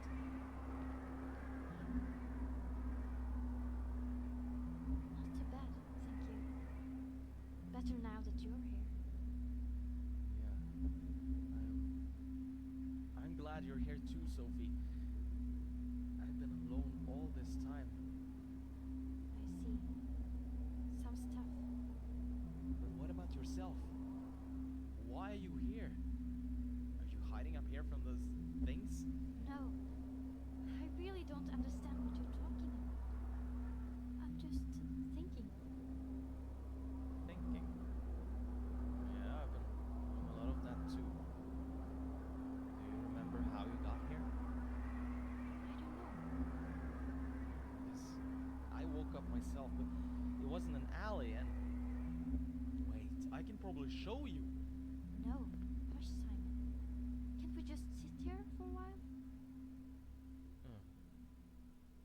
Yeah. Sure.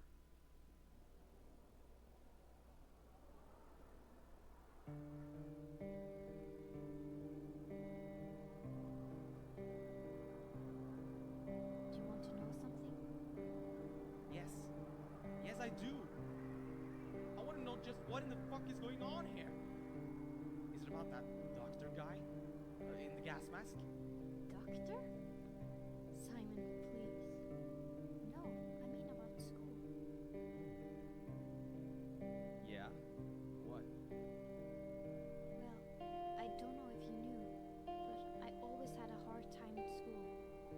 You were pretty much the only guy who was kind to me. I never said it, but I really want to thank you for making my life a little bit more bearable. You're a cute guy, Simon.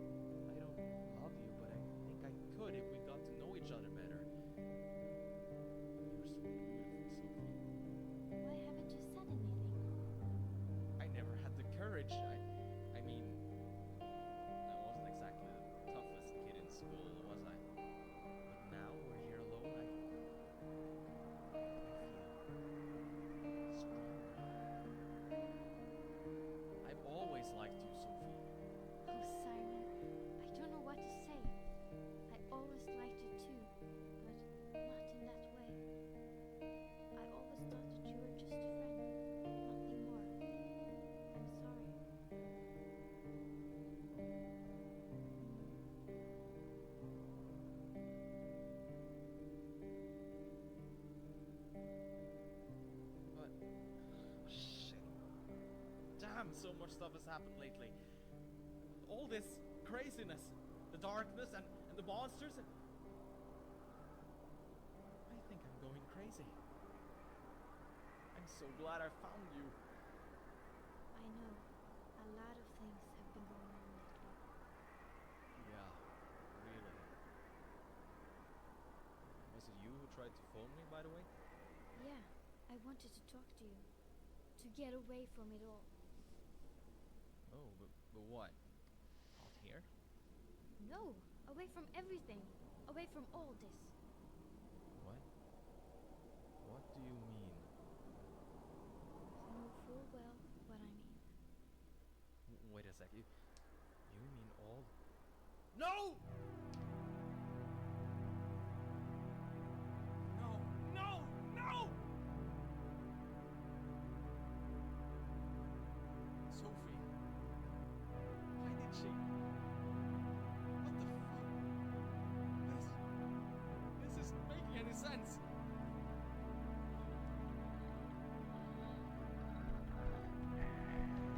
I don't know if it's right. If I need to reload it. Do it. Why? You sick fuck! Oh, he is invisible.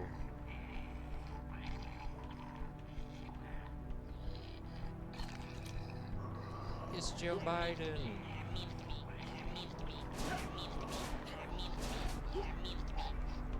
That's so wild.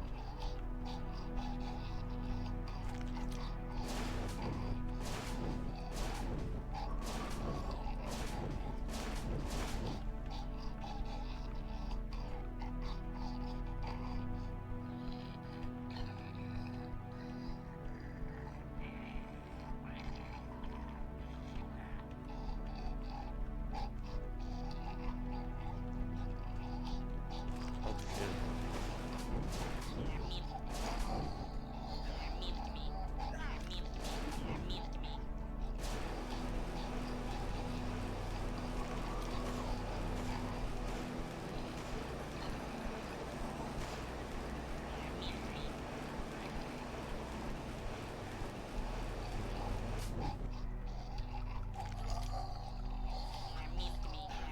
Use it. No, dude. What the fuck? I'm literally gonna die here.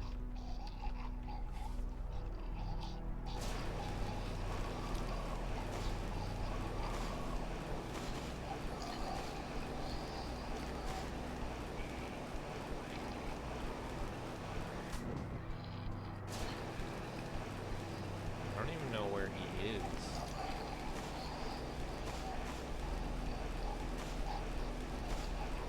This does make this kind of difficult.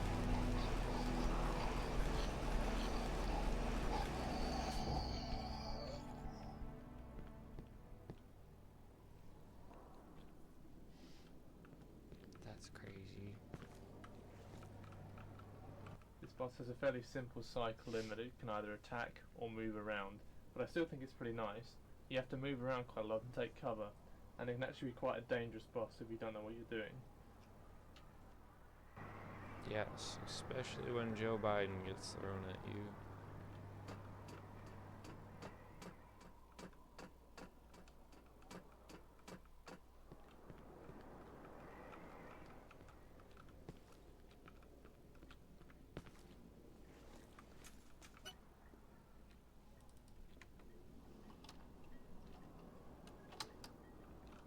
This place, this apartment here.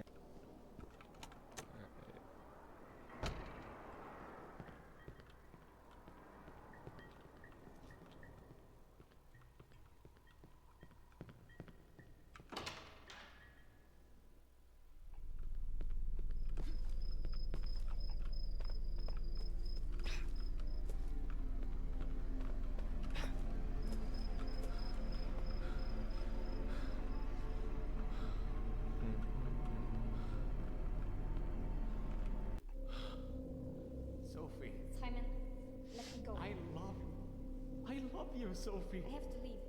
Please. I fucking love you. Just let me go, Simon.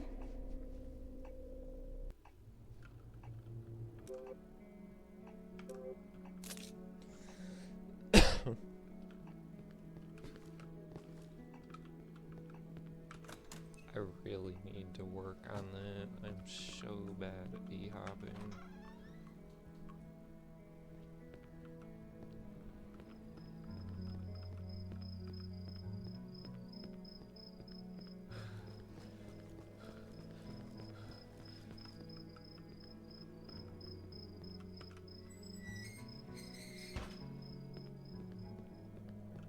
I named this building to TL Trading because I wanted to advertise my mom's husband's company, and his company is named TL Trading.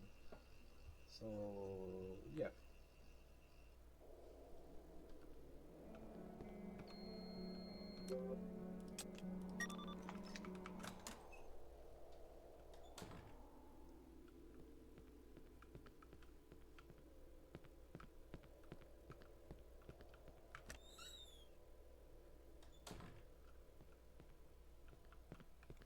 This part scared me too. I didn't realize when...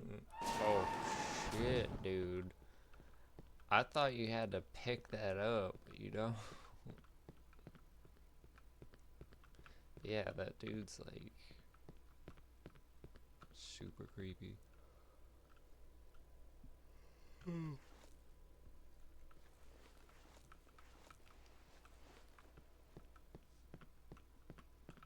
you open that? No.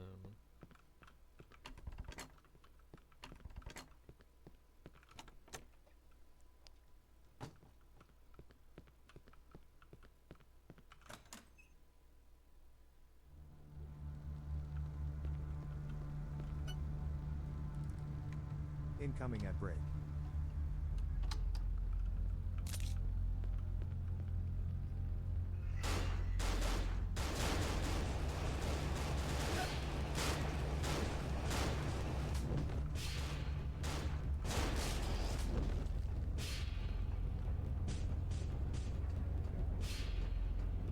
I can't do anything down there yet.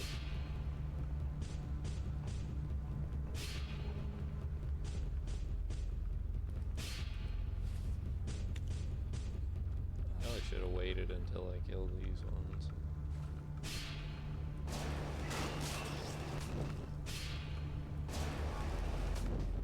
We wanted from the beginning that you will either take the subway or the waterway that you will soon go to, in order to get to Hanson Square. So we wanted to have like a different path to the Hanson Square subway, but we scrapped that and used both ways instead to make the mount longer.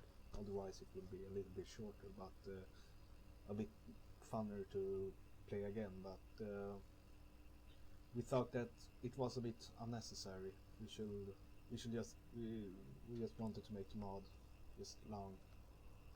So we merged them together, the both ways. So yeah, it turned out pretty good.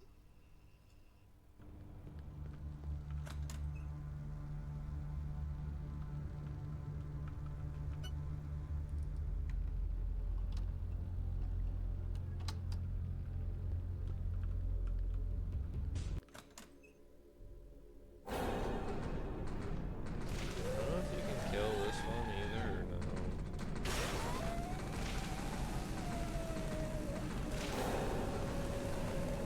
Probably.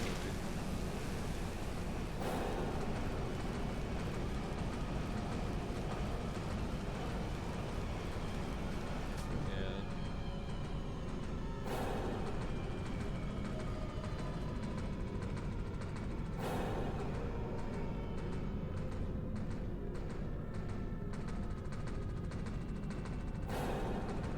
That wall should make me like shoot forward.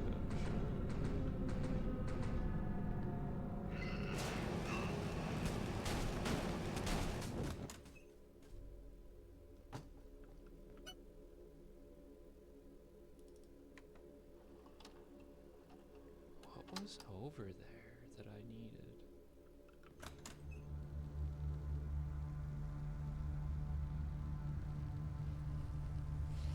Like, I'm going to go over there, but... Oh, you need the fuse, I guess. That's what...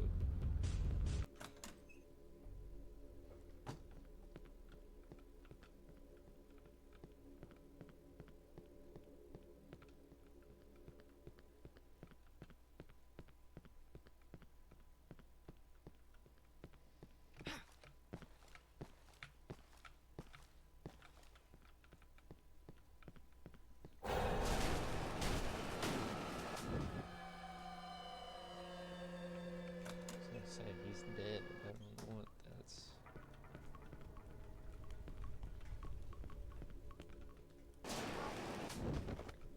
What was that about?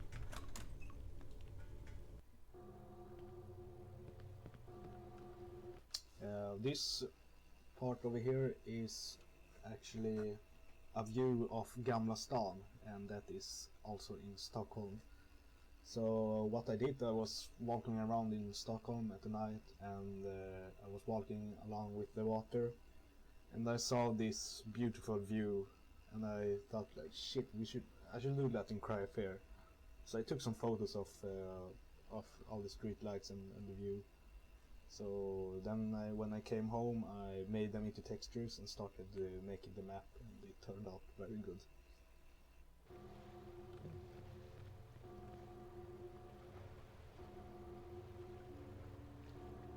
It's cool. You can hear the water too.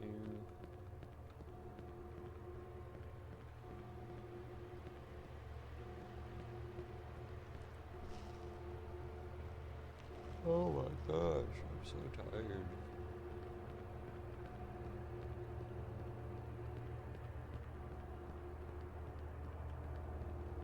Is there anything down here?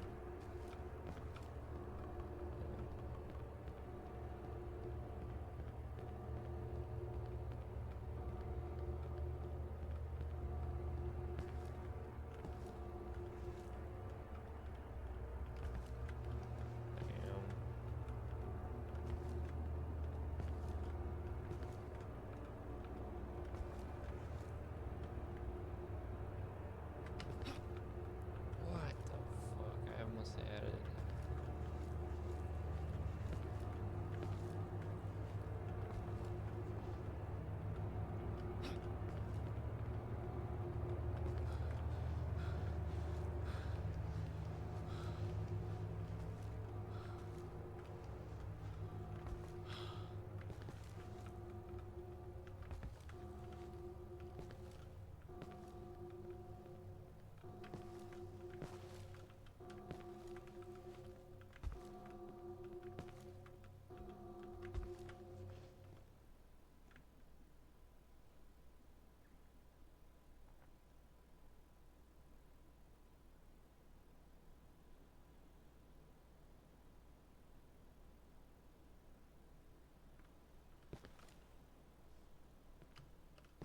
Dude.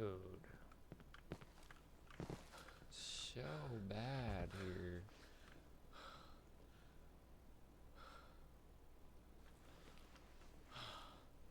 I literally had it the first time. I messed it up.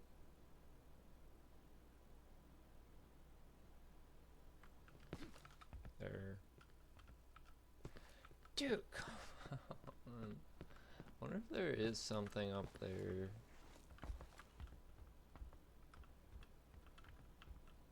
They put something in here. No.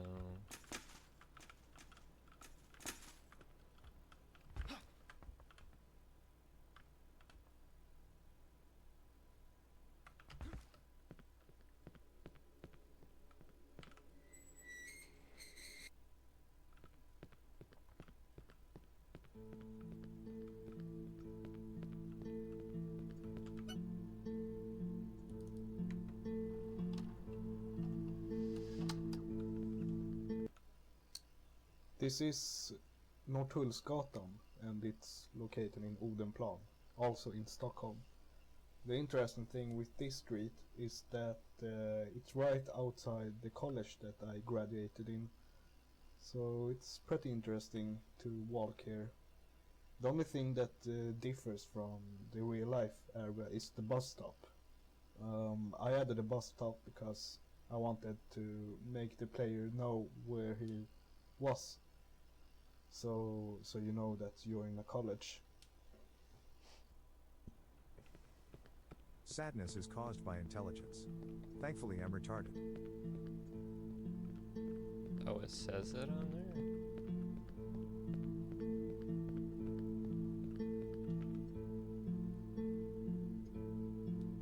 Well, I guess it does. It's kind of hard to see, though.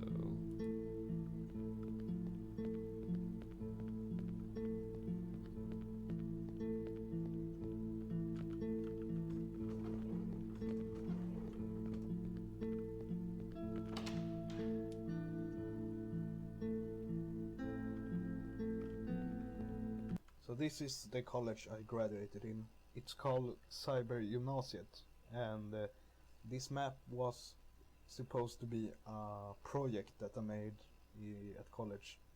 It was a project where the pupil could choose whatever he or she wanted to make and just make it. So I decided to make my school into 3D. So I saw that as an opportunity to also work with cryosphere at school time. So it was pretty nice. And I got the best score. Nice.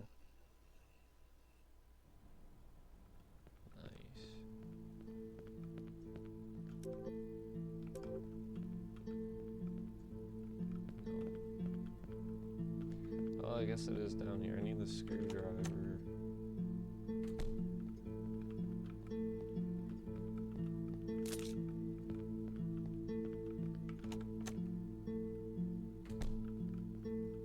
Why does it always do that?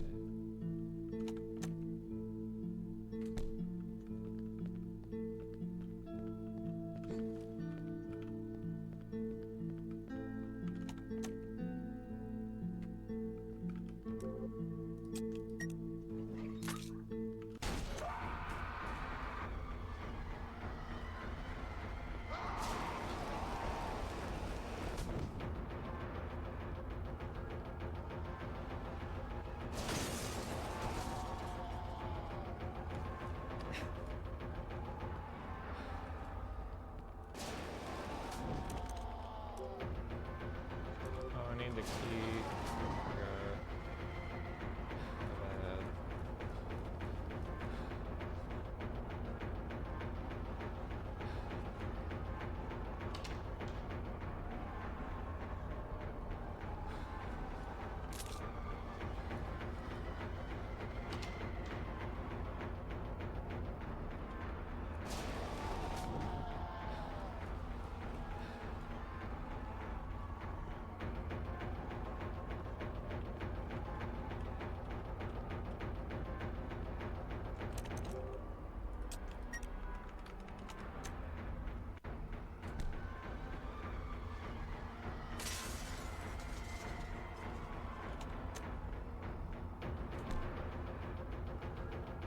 I legitimately couldn't figure out how to get that key.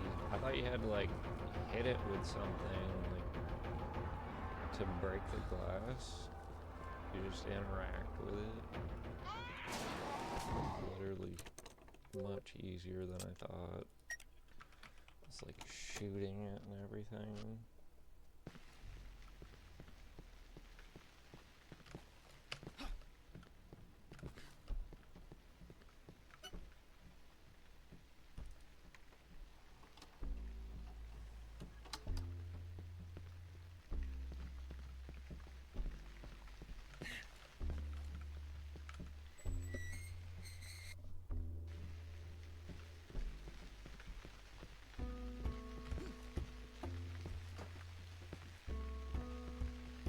Is there more stuff? Hopefully I didn't miss anything.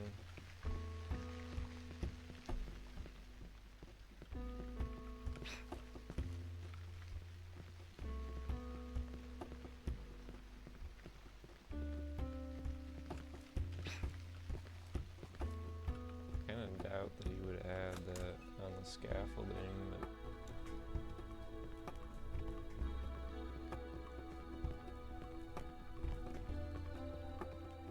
he might have, I don't know.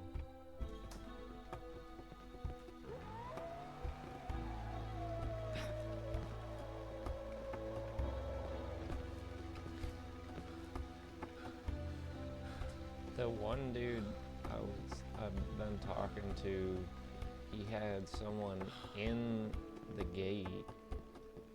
He's like, "Am I doing this right?" I'm like, "That's wild."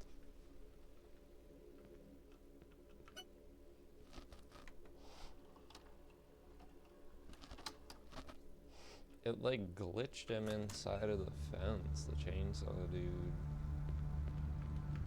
We wanted from the beginning that you will either take the subway or I already seen that one.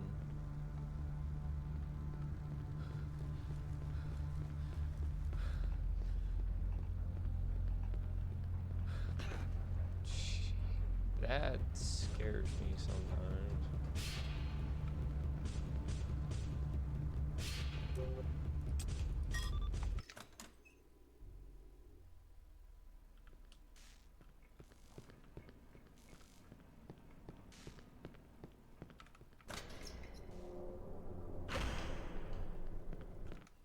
the station names sign here is actually just a copy of the station name sign that is in Stockholm.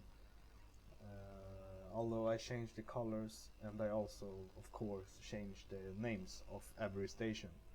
I got a lot of help from James, who made the names sound more English than my totally translated names was very funny to read them because they were so badly translated, because I basically just translated it from the Swedish names to English. So James helped me out with that, but still it was a pain in the ass to come up with new names to every damn station. And also there was like double the stations before, but I had to cut them off. I removed half of the stations because it just looked messy on the map, and also, yeah, I just wanted to have it more simple. It looks better like that. So yeah, it's a lot of names, but it looks damn nice.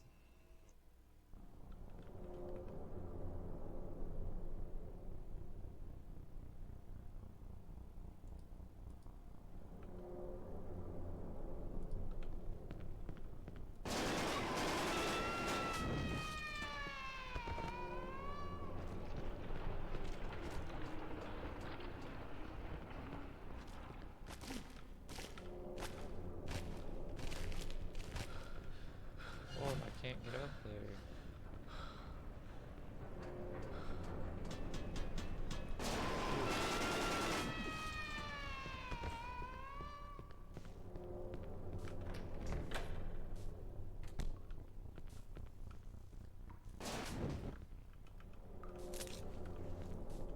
Didn't want that. There we go.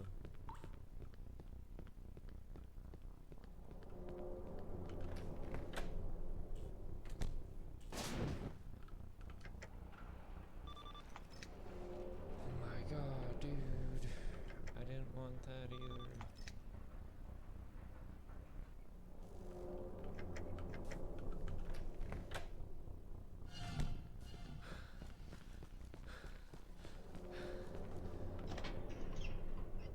I don't know if I'm gonna make that.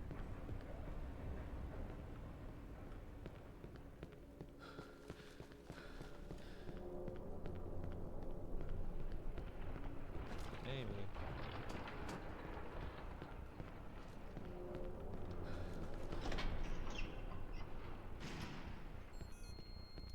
Barely made that.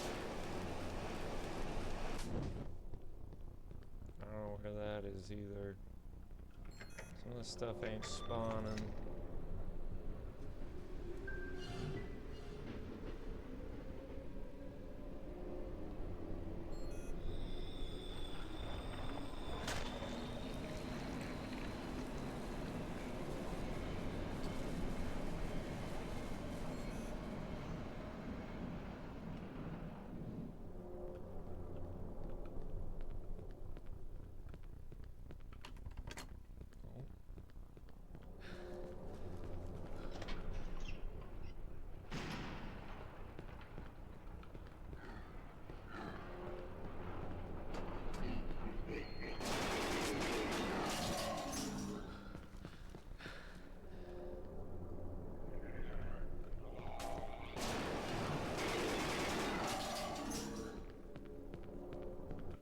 this station is also a real life location, and it's called St. Eriksplan. So what I did was I was taking photos on Christmas Eve of this station. So I was modding on Christmas, so I didn't spend any Christmas time, but I spent some Cryfair time. So the reason why I went taking photos on Christmas Eve is because the town is like fucking empty when it's Christmas. So it's pretty embarrassing walking around taking photos for textures because people might think you're a terrorist or something. So I like to do that when it's all empty. Yeah, if you're able to do that, I guess it'd be pretty cool.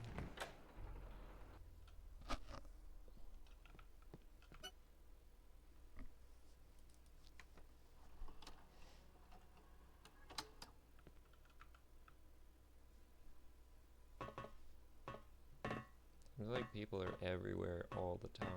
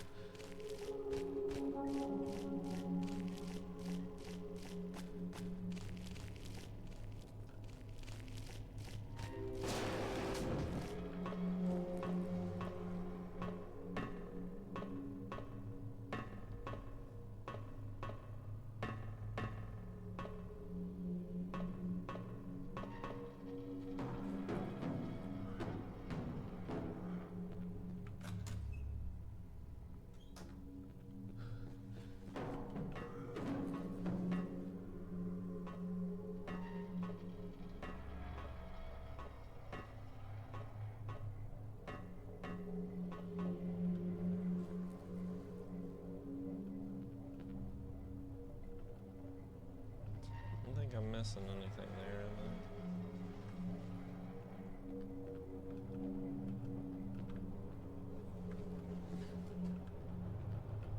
Jeez.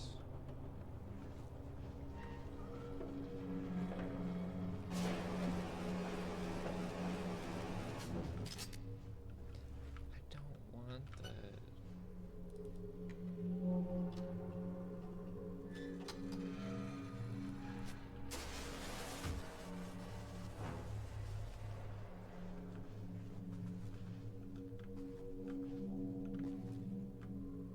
Rip.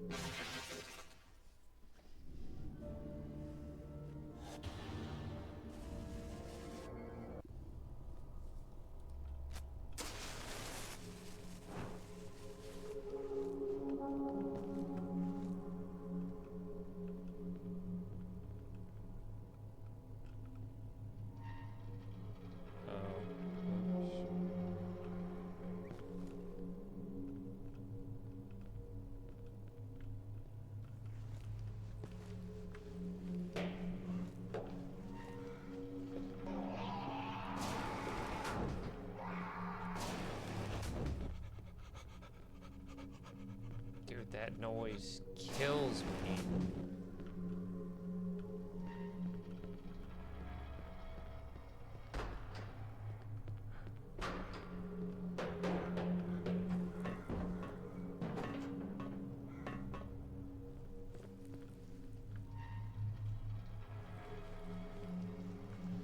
This cat over here is actually the cat you see in the beginning, in the intro. Incoming ad break. You know, the cat that's walking by. So James came up with the idea to use that cat and make it dead. So it appears dead somewhere in the mud. And that's because James hates cats. And I agree with him. Cats are fucking gay, so I let James make the cat dead, and I added it in the map. Damn.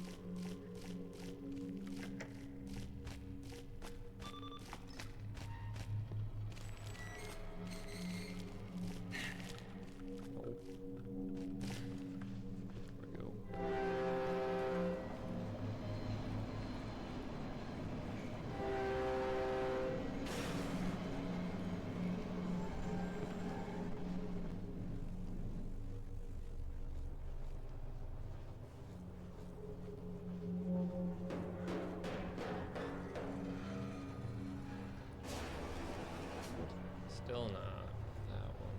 It's the next one.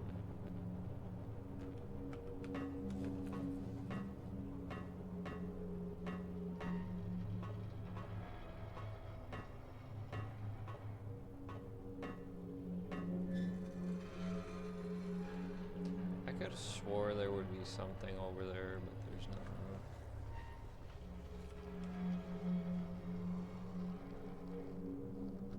Oh. I don't know why they added that ledge. Jeez.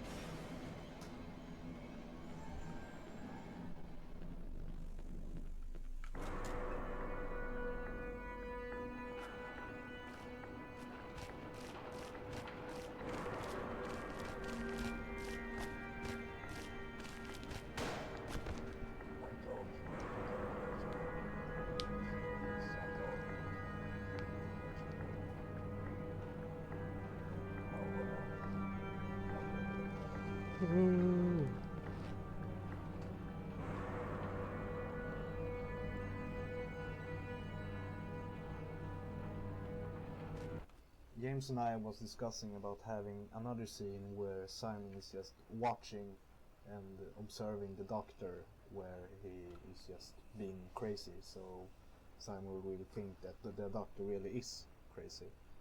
But also no, because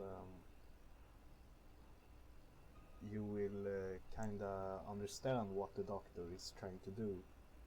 We're trying to like make the player think that it's still some kind of virus is going on, and we're just trying to mess with the player's brain, and so yeah.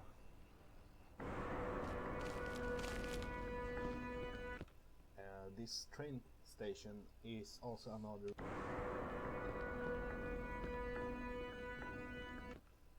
this train station is also another real life location.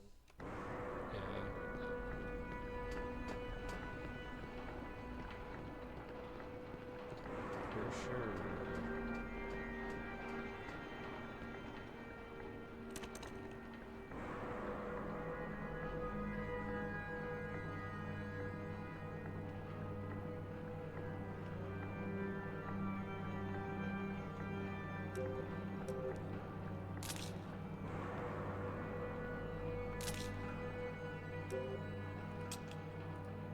Please follow Bite Handlebites on YouTube.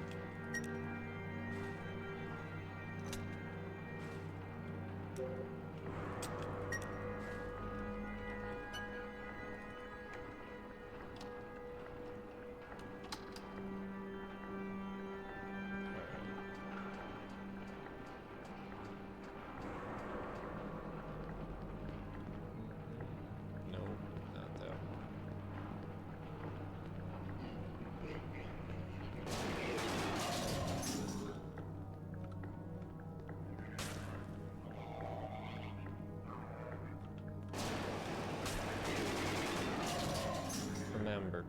AIDS. Wild advertisement.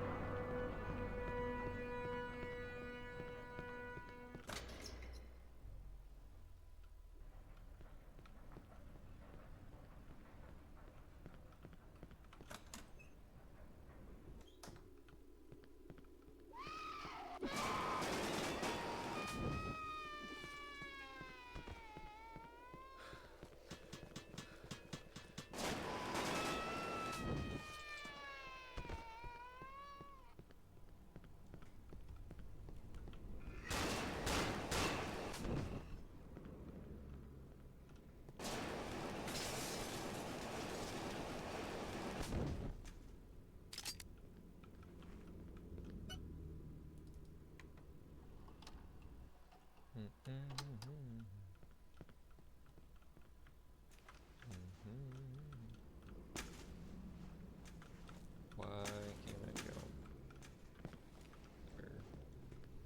There should be a giant monster here too, and there's not. I don't know why. I also forgot that there is ammo on the ground there.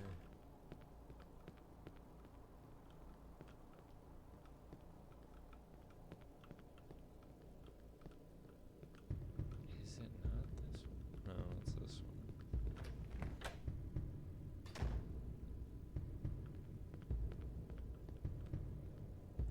There should definitely be some monsters here, and they're not.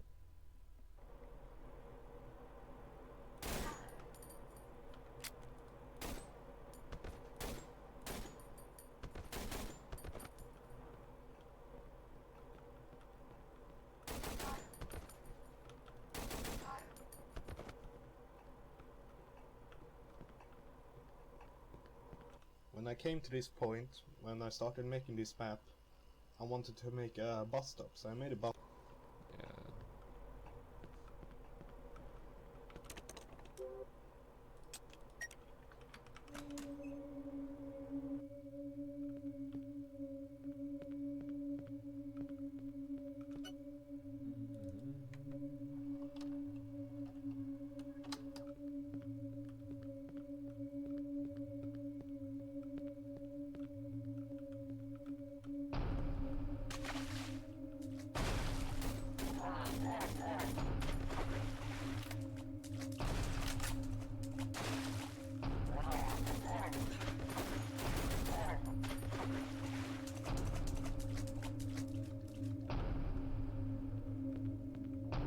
Did I go the wrong way?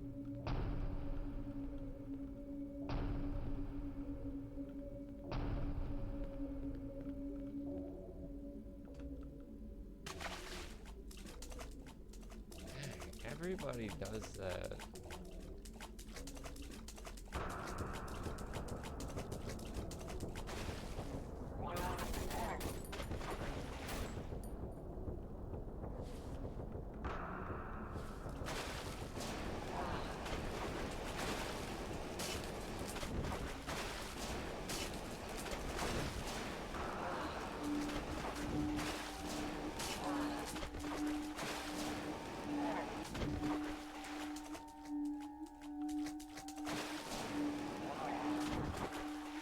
Make sure I don't die while I watch this.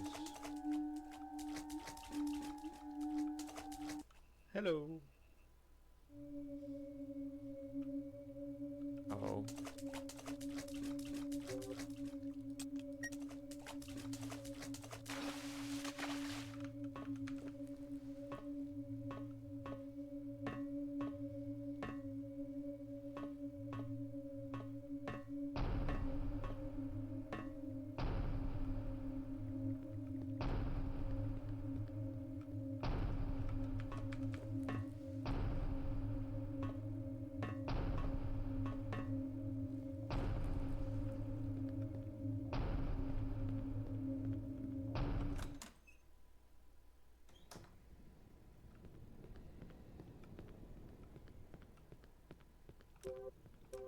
Yeah, I got enough room. Me and James was discussing on how we could make the mod even longer.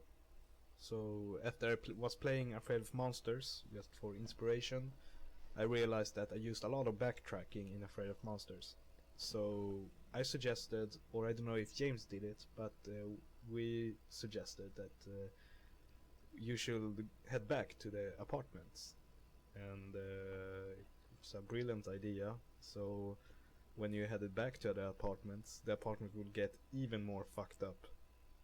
And because last time you was there, it started to get fucked up, but now it's even more fucked up. And at the beginning we wanted the apartment to be burned up and was on fire or something, but we scrapped that because it will be too much work to do. And you know, I just want to release the mod. So yeah.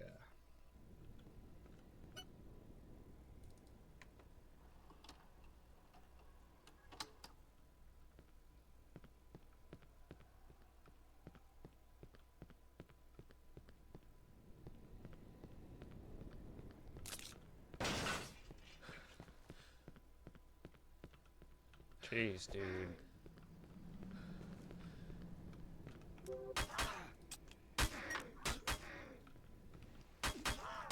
I need him to hit this.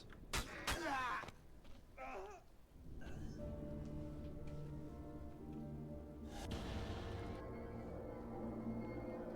don't exactly know how I'm supposed to do that.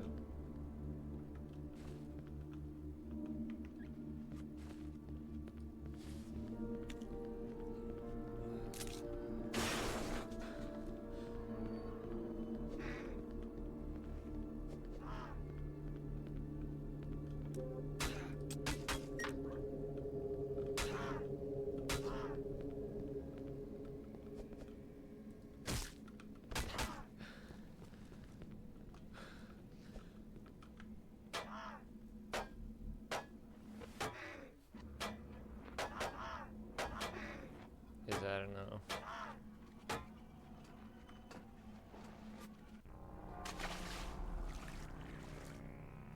Why didn't that work?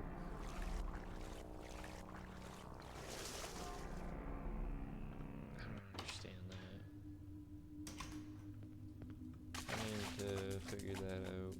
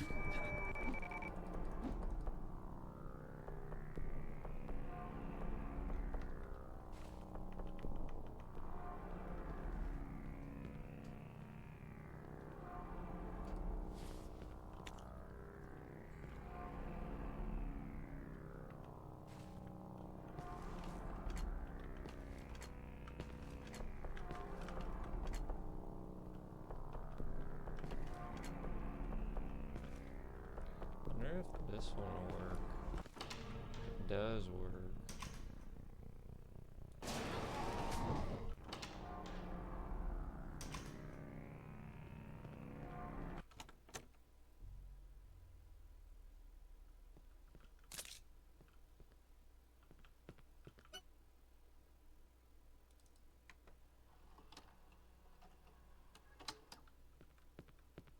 this area here kinda symbolizes that Simon is kinda climbing down very deep down in his mind, and then he hears that this record from the doctor when it's talking about Simon's journal and all that stuff.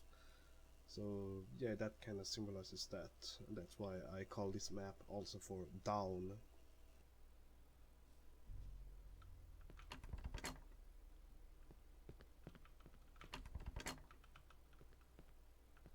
Why isn't that open? It did the other time I did that. Or is it when I come back? I guess.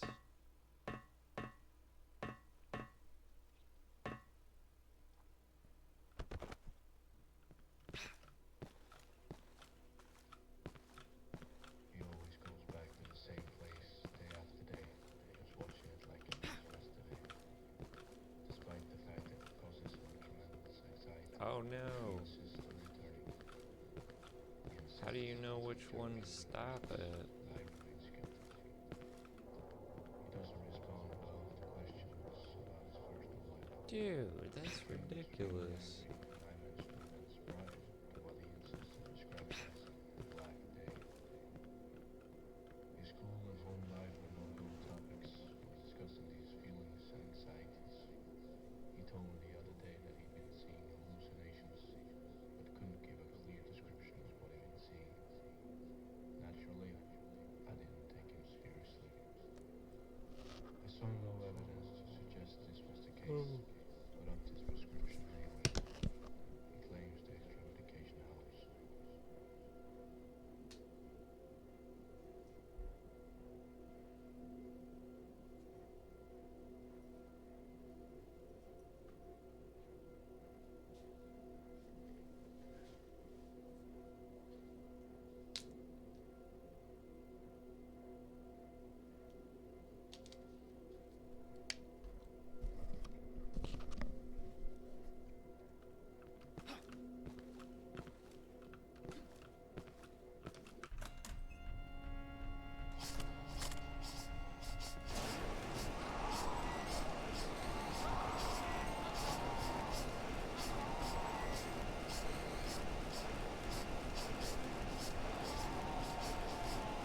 I thought for sure you could kill that thing, but you can't.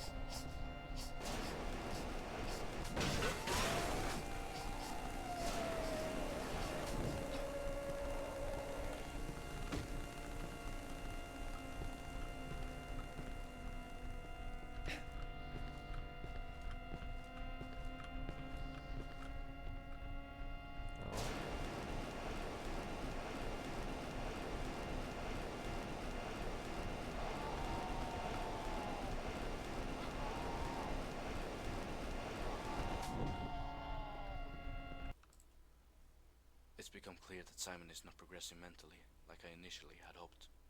I suggested that Simon should keep a book to write down the feelings and anxieties whenever he needed to. This seems to have gone out of Fan ta dig, Andreas, helvete! Oh.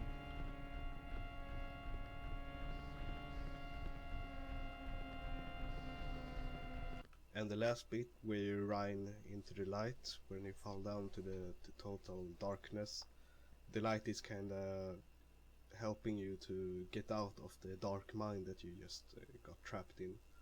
So you're like escaping your own mind, and that's when you get back to the reality, like here, you find the fuse.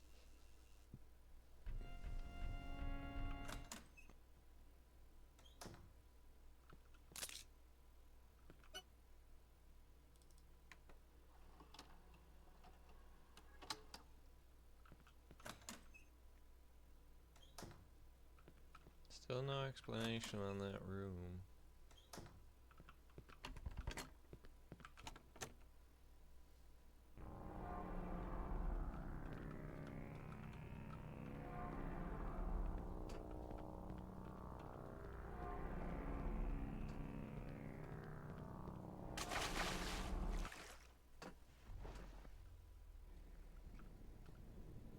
Oh, we're done here.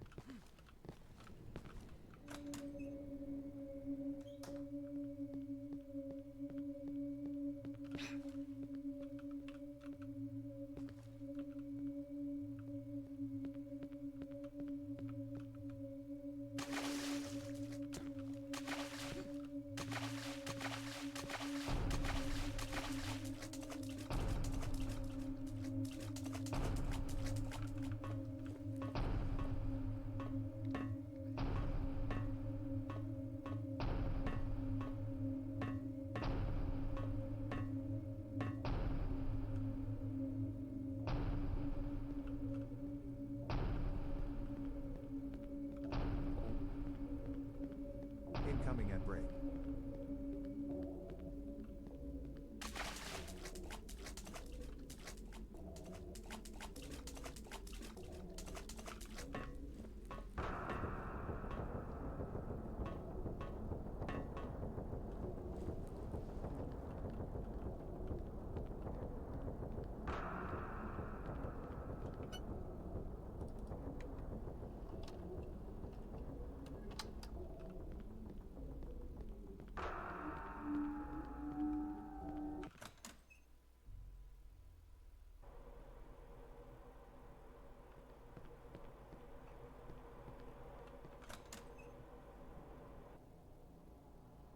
I just need to get the other one.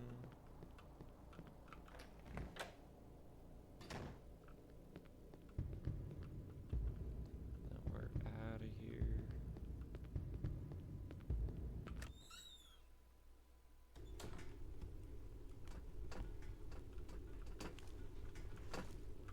Can't jump over that.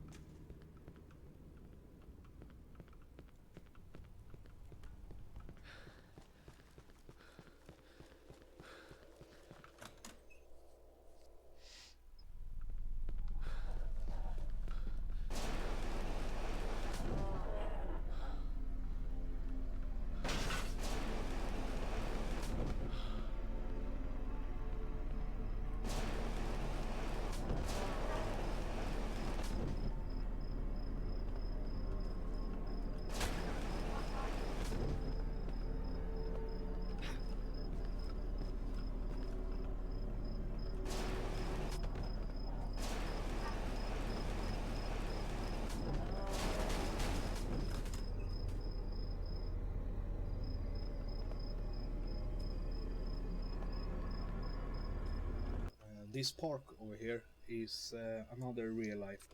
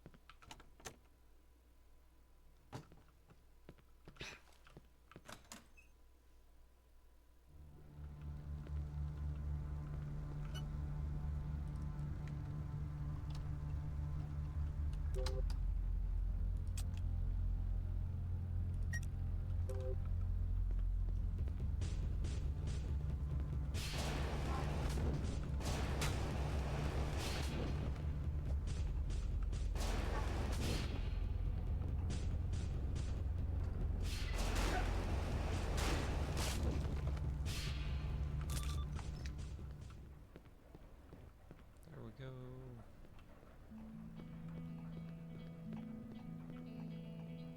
Missed that one. This is yet another real life location. This place is Sankt Eriksplan and it's also in Stockholm. So you can look that up if you want to see how it looks. Think.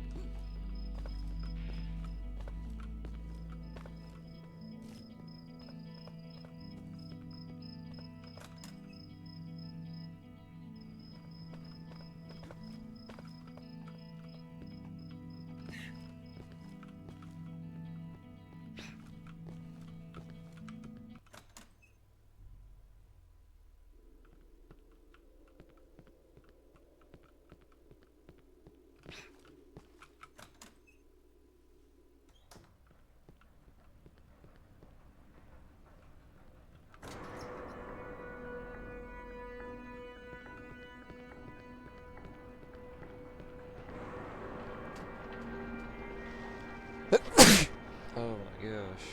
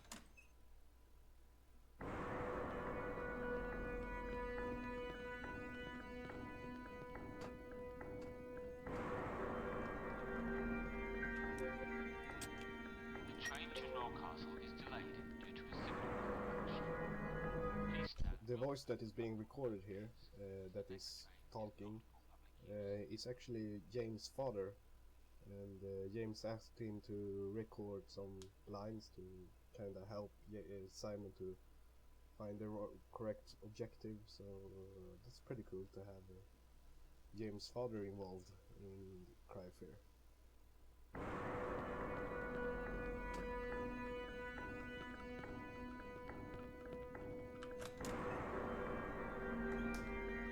I forget. I think you can just like immediately go to here.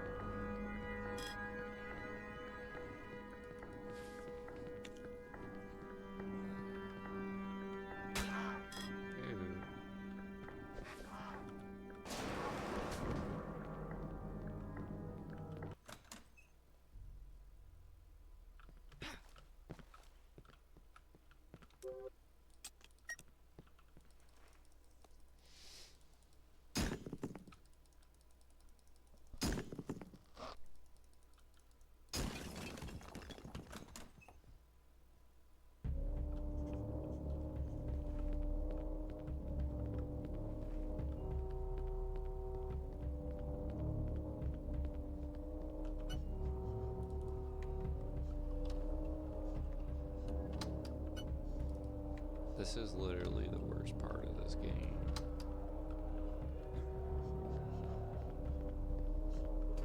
I say that, but there's like 3 different... I thought that was ammo, I was gonna say. Wow.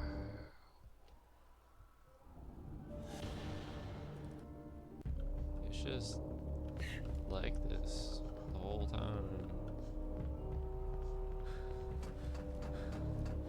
Shout out to GrayFox6_, Jaded Shade_, and X Bonafide Kinks.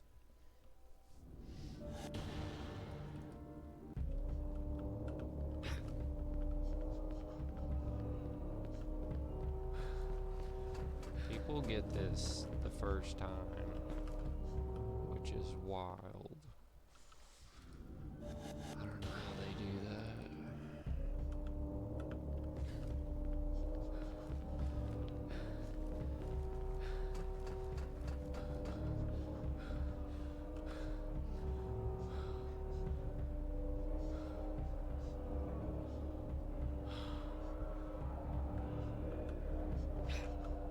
Dude. That's not even the bad part.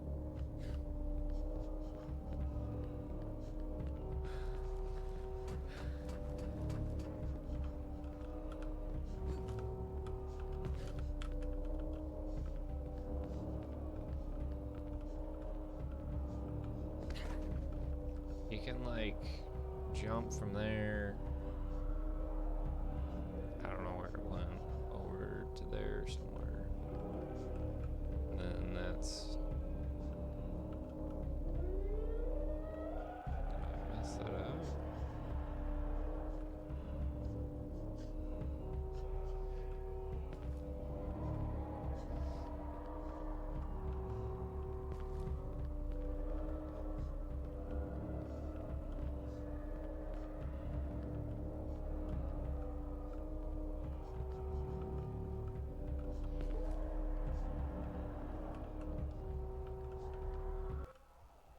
ställer sig neon strål försörjningsordningen.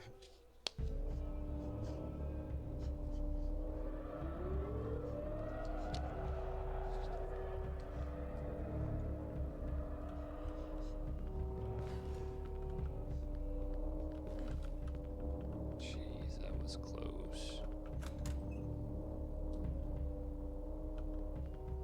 Those corridors here are very interesting for me because I had this dream where I was sitting in a mental hospital and I was watching out of the windows. I was looking out the windows and I saw this city in the dark. And when I woke up, I really wanted to make this dream in Cry of Fear. So I did it, and this is how it turned out. It's this corridor here, and you can look out the window and you see the city. It looks exactly like the dream I had. And this is also pretty interesting for Cry of Fear because it shows that Simon was sitting in a mental hospital as well. So, yeah. I suppose I never really looked at that.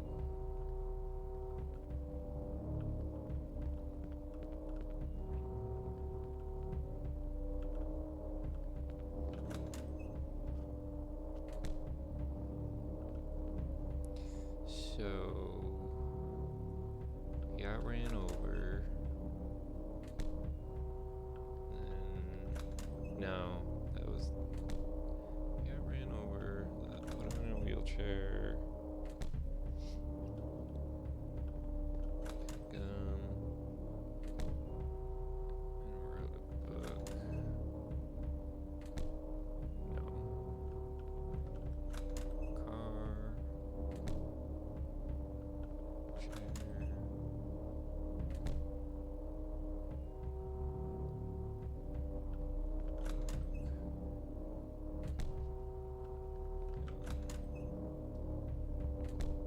Nope. I can't remember.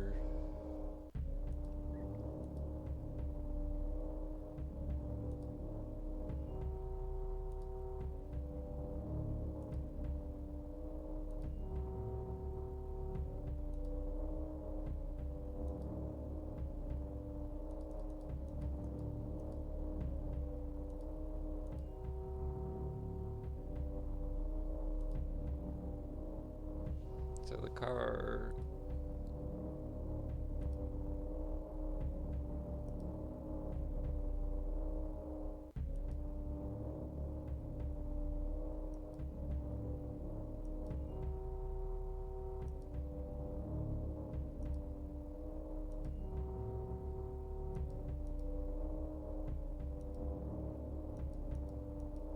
Am I wrong?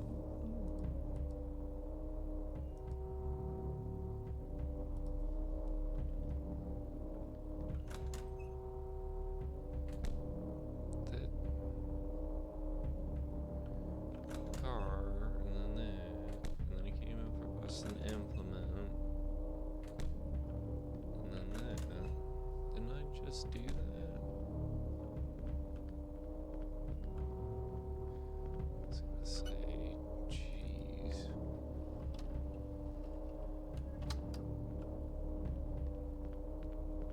This following sequence where you are getting chased by those upside down guys.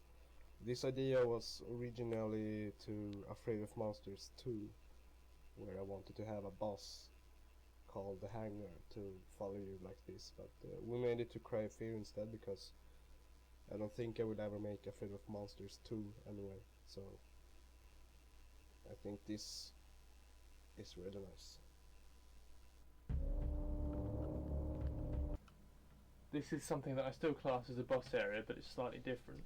There's no boss pass that should indicate to players that you cannot fight these things, and instead you should run away. All you have to really do is make your way through the maze to the exit to beat it. Originally there were no indicators as to where you should be going, and it was pretty much a case of trial and error. This was too hard, so Andrew set out the maps on the walls that you can use to see where you are and where you should be going.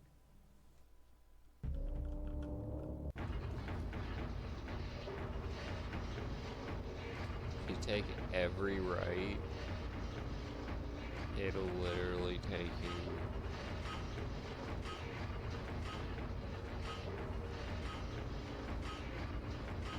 it's the simplest way.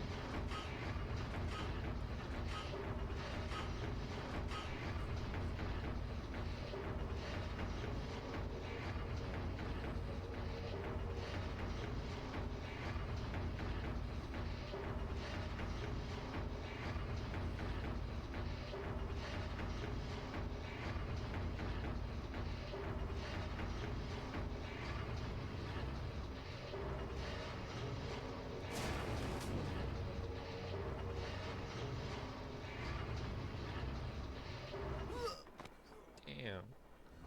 I don't understand that they collided. I don't think I've seen it do that.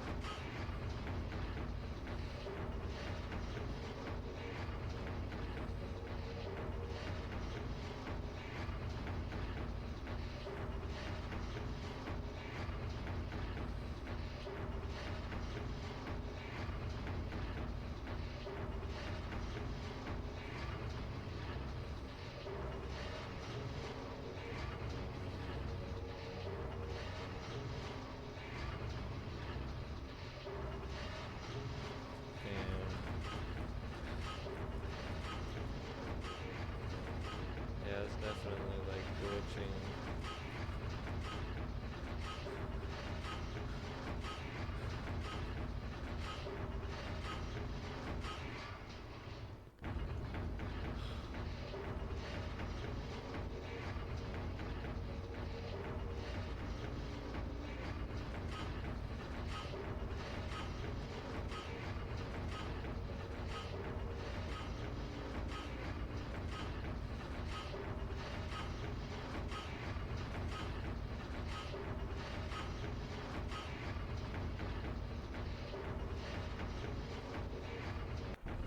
I didn't realize it did that. He suffered severe spinal damage in the accident.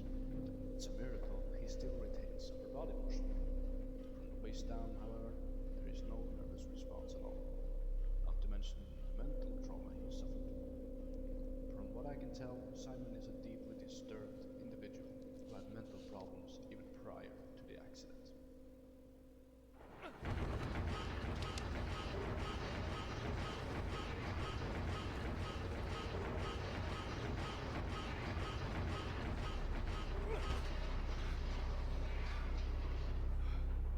Holy fuck! Holy shit. That was close.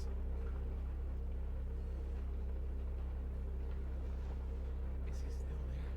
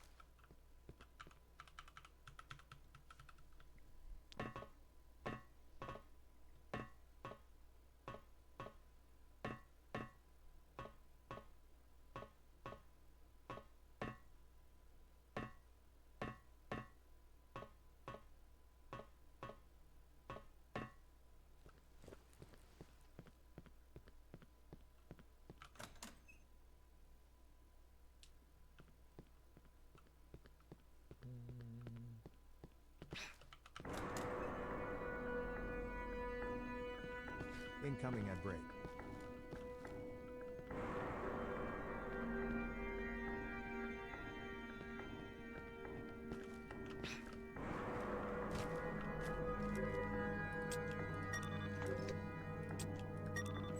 Shout out to Epex, Anxiety and Jesus _ Pebbles.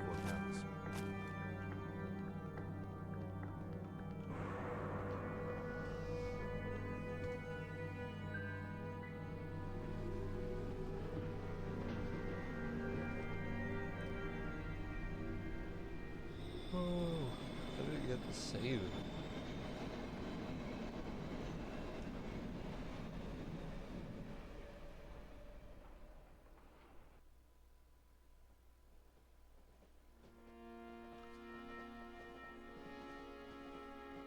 Back to the train. Sitting here like a fool. Feels like it was just a few seconds ago I was traveling here. No, think straight. I got hit by a car, woke up, and these things have been trying to kill me since. I mean, what is actually happening with me? Mom keeps telling me to get home, but why? How would that solve any crazy shit I've seen?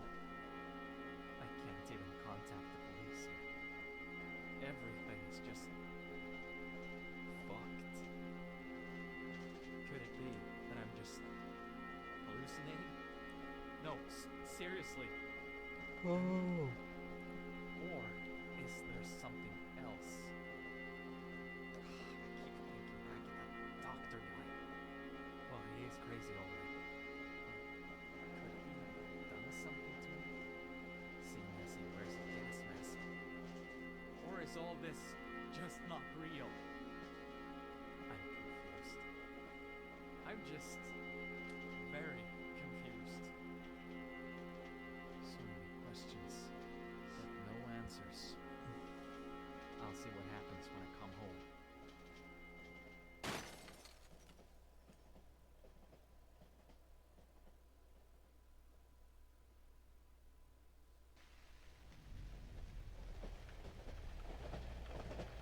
How do I save?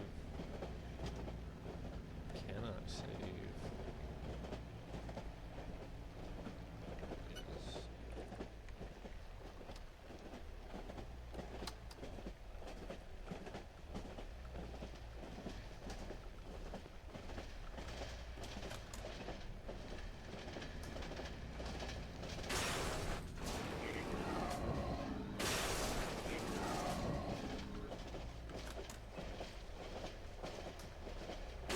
I'm very happy about this. What? I'm very happy about it.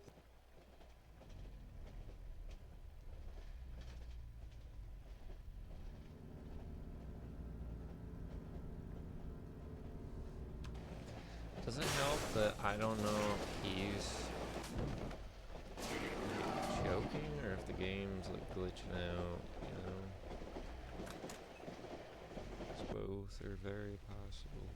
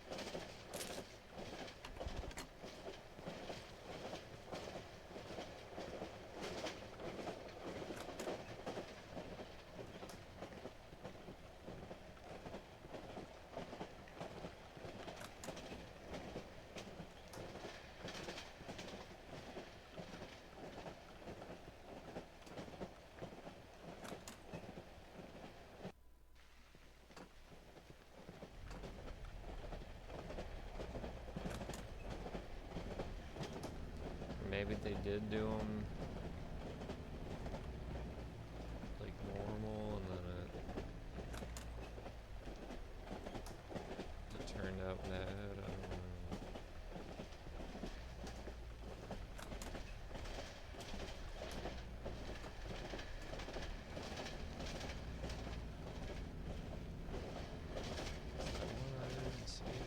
I'm very happy about.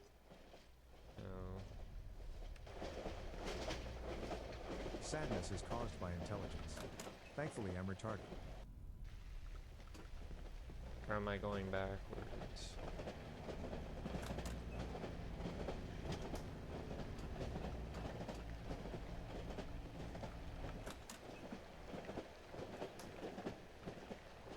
I think it's going backwards. It's a fucking thing glitch.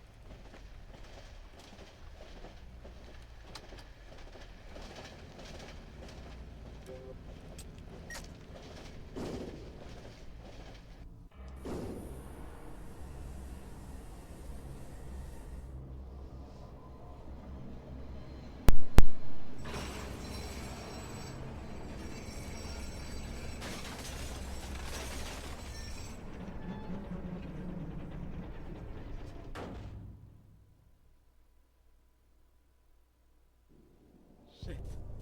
My back.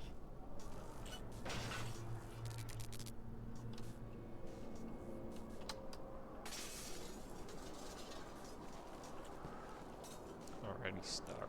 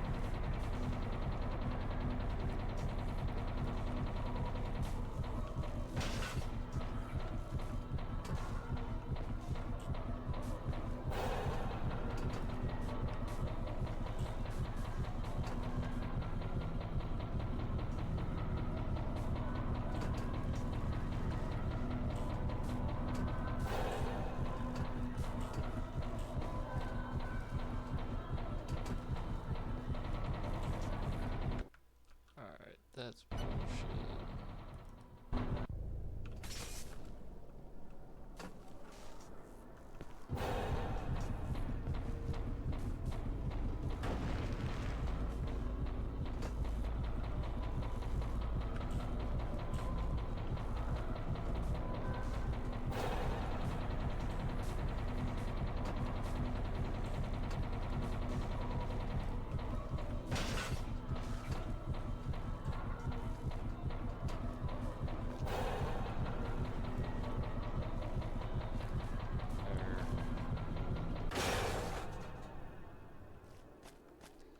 I thought I fell off that.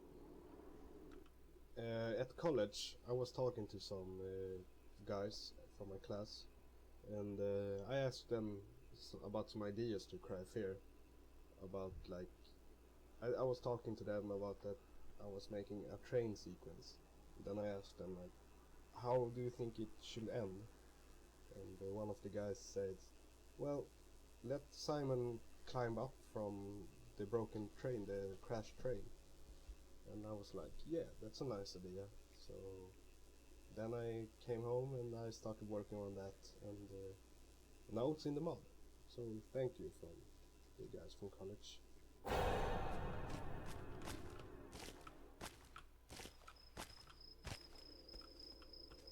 But I miss... Somewhere I did, I'm pretty sure. There's a saw. Why would that be there?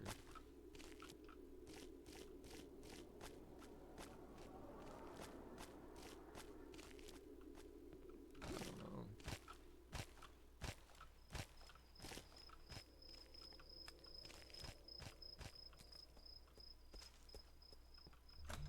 Oh?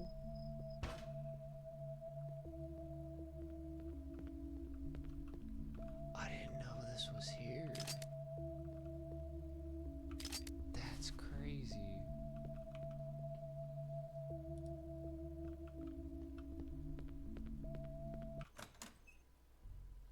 Did you guys know this was here?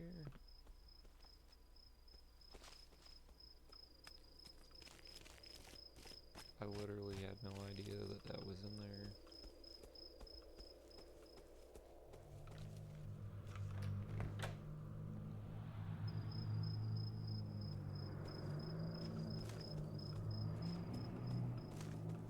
That's awesome that that's there.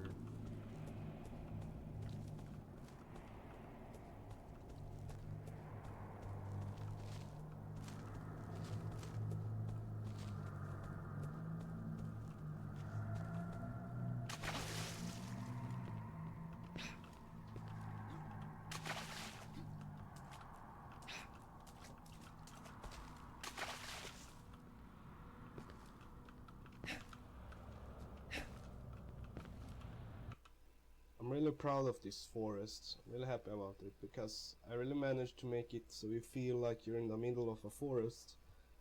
And I've always wanted to create a forest like this because it really looks like a typical Swedish forest.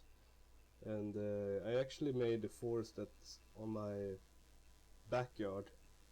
I went there and took a lot of photos, and I came home and started creating the forest. And I'm very proud of it. This is a forest I've always wanted to create.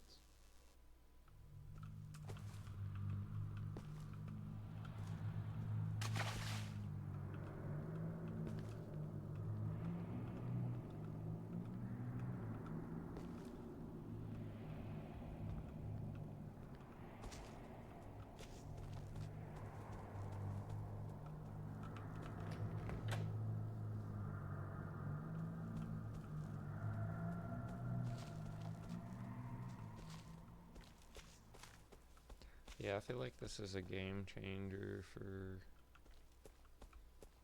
speed running this. I didn't know that this was here.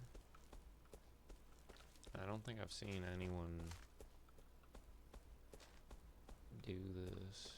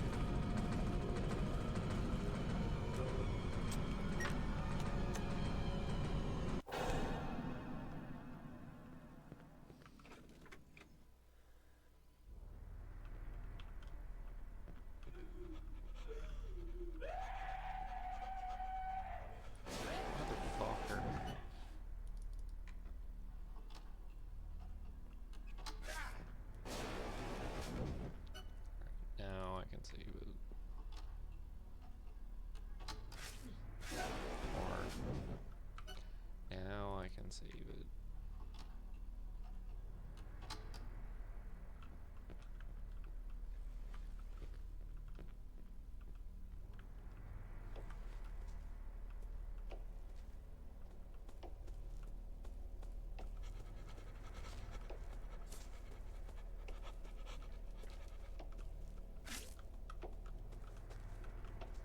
Dude, just hit it. This fucking thing. From the beginning, I had created this scene with the map. I was dropping the TV with a funk train on a funk breakable box, and it looked very shit because when the box broke, it just spawned a lot of gibs, and the rope kind of just disappeared. It all looked shit, and the only thing to really make it look good was to animate it from 3D Max, and James suggested me to do that. Although I modeled the box, or I don't know if James did it, but James did the most work. I modeled the box, he kinda animated it to look like real ragdoll, and then Jordi helped us to animate the rope. So it was really a full teamwork thing here, which I really liked this part. Creating it was very fun.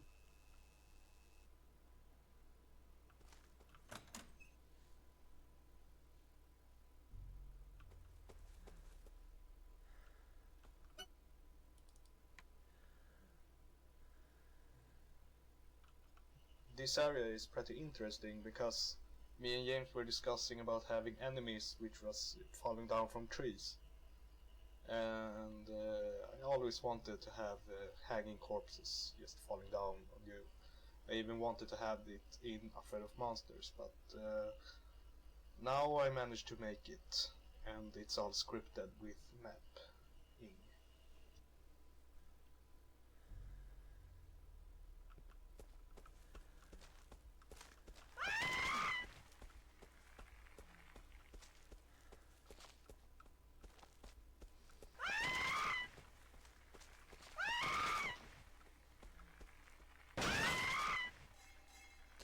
That one's one of my favorites in this.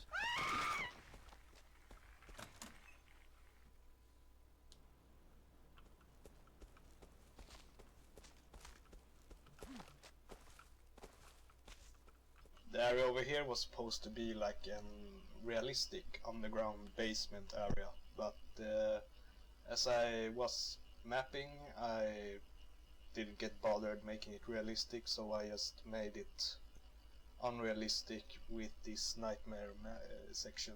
I wasn't sure if it will fit because it randomly just got surrealistic in the mod, but who cares? You know, the entire mod is not real anyway, so having this surrealistic area was pretty nice, and it adds some variations to the mod, and it was fun to do, and it's also fun to play, I guess.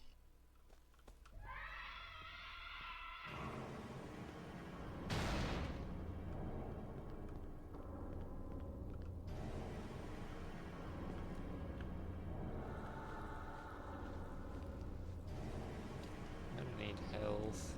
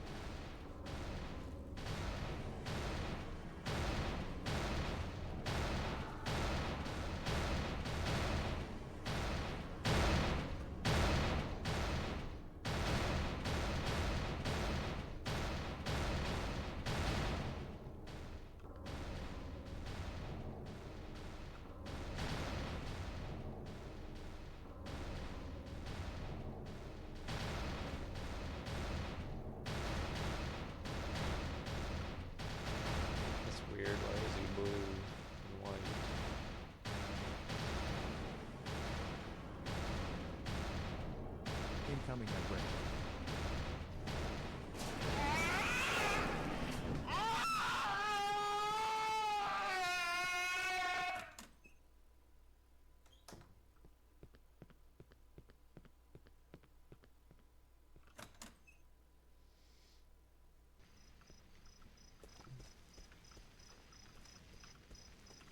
I've always wanted to have realistic lighting in my mods, and this time I managed to do it.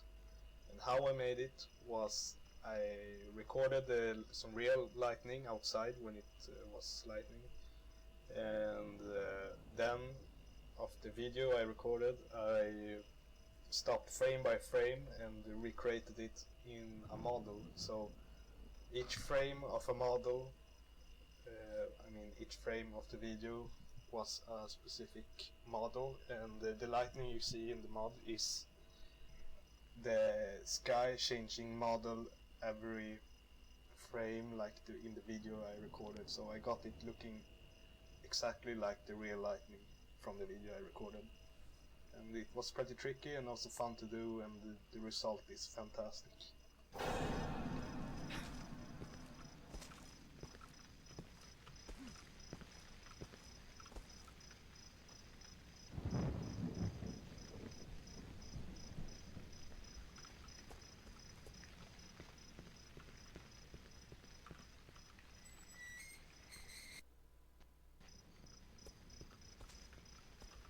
Welcome to Mölnberg Mental Hospital.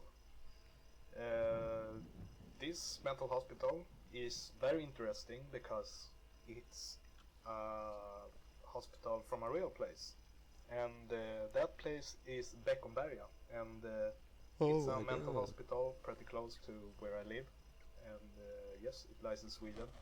And in the 1930s, that hospital was the biggest mental hospital in the whole Europe. At that time, and this building right here is one building of the many buildings that Beckomberga contained, and this specific building is the only building that's left from Beckomberga, because everything else has been demolished.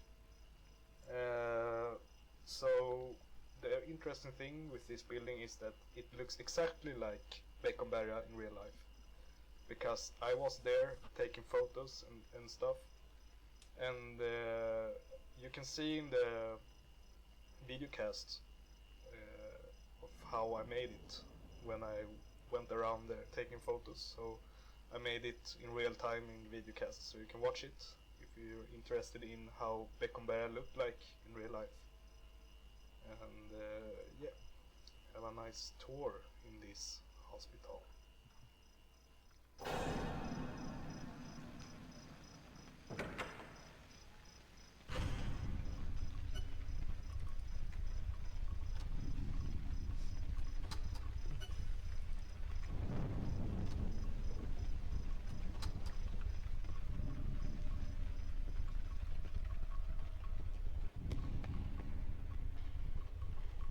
It's creepy.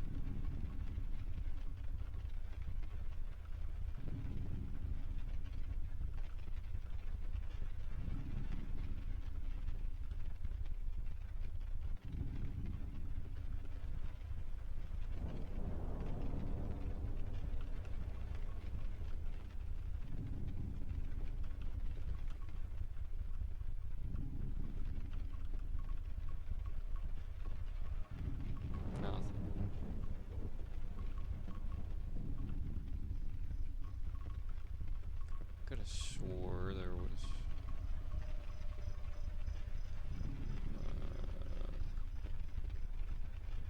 a syringe somewhere.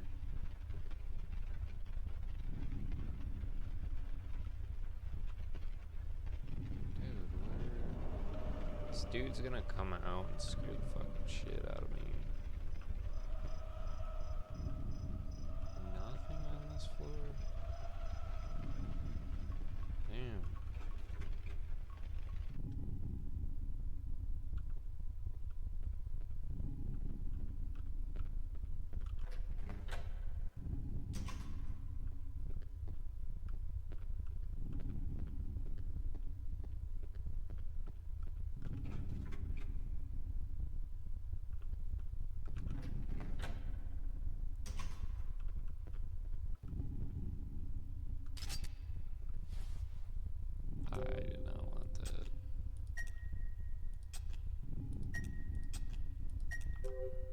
This puzzle is kind of a nod to old school survival horror games in which almost all of them required some kind of puzzle in which you had to reroute the power. In this case, it's simply moving all the poles, or whatever the hell they are, to the bottom position. Players can know that they're connecting the power by there being a spark effect every time that you move it to the correct position. I came up with this puzzle idea, and I was sitting at the table with 4 pencils trying to move them independently of each other, trying to make it the hardest possible combination. However, if you know what you're doing, it's kind of easy. Yeah, it's just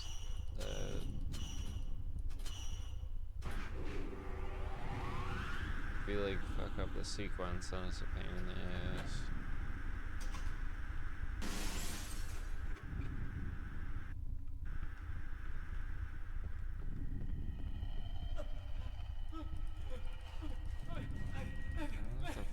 Shout out to Anton _ Igor EV4, The White DV1, Lumo Abyss. Since when is that a thing?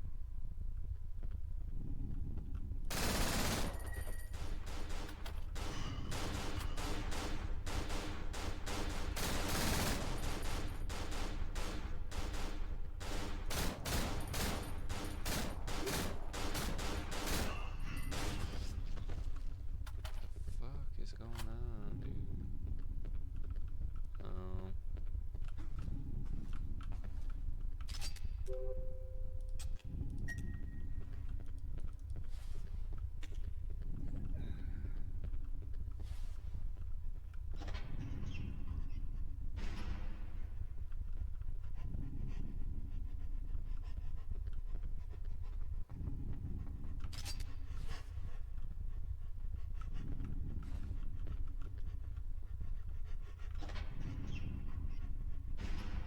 The bottom floor, however, is fictional. It's all made up, and the one who designed it is James.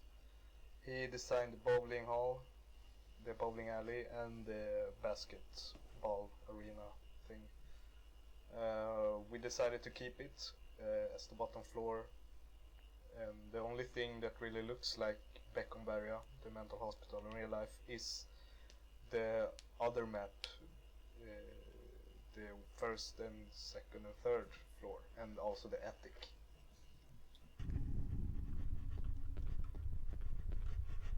Everything in there. I hate that noise.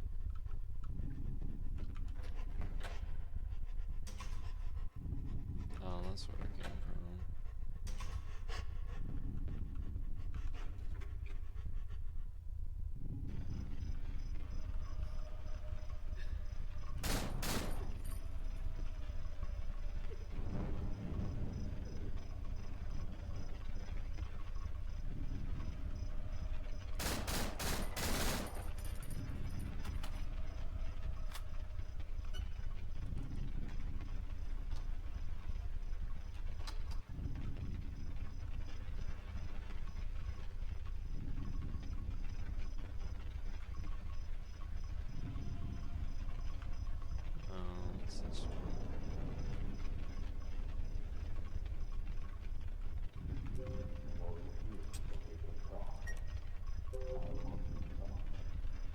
What the fuck do you want? You're crazy. Come closer. I'm close enough. Come closer. I can't. There's a big fucking gate in the way. That's why I want you to come closer. I'll help you open it. Ow.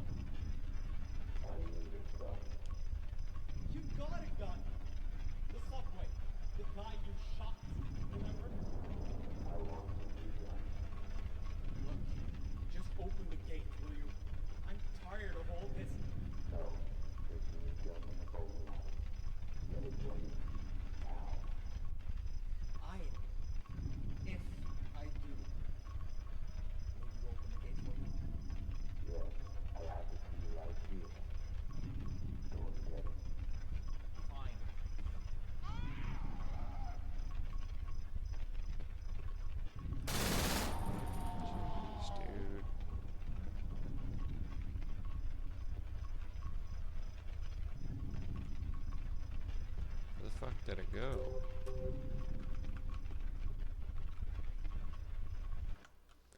Really, I need to load that.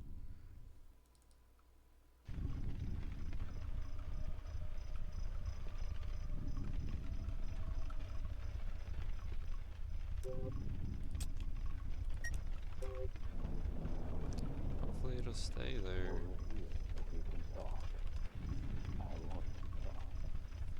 What the fuck I do you can't want? skip it though. You're crazy. Come closer. Come closer. I can't. There's a big fucking gate in the way. That's why I want you to come closer. I'll help you open it. How? I need a gun. You've got a gun. The subway. The guy you shot. Remember? I want a new gun. Look, just open the gate, will you? I'm tired of all this. No, there's a new gun in the bowling alley. Get it for me. Now. If I do, will you open the gate for me? Yes, I have the key right here. Go and get it. Fine.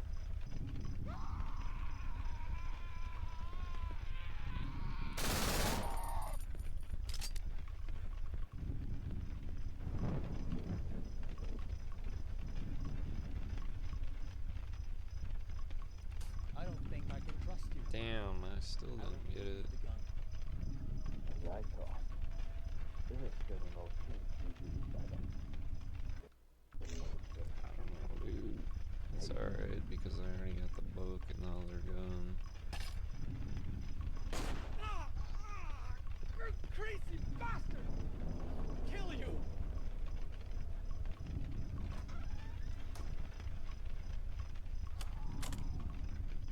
Oh, I did keep it.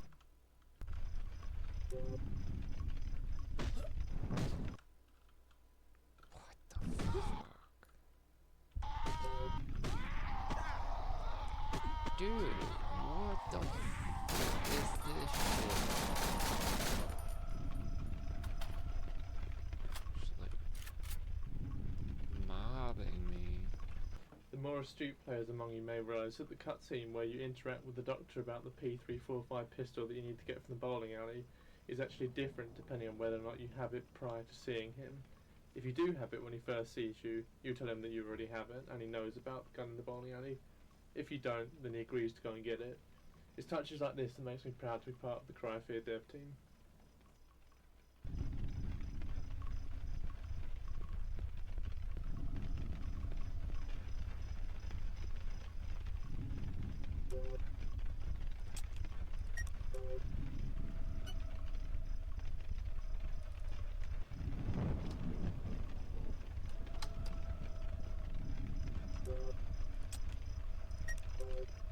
I don't know if he's joking or not.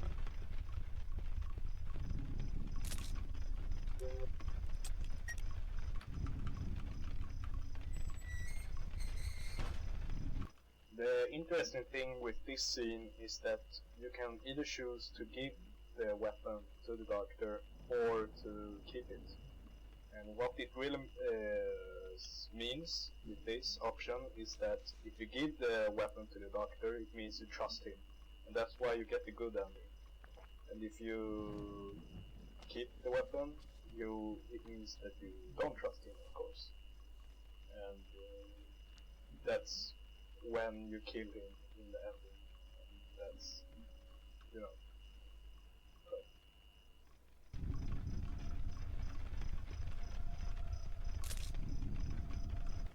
This puzzle is damn nice if I do say so myself.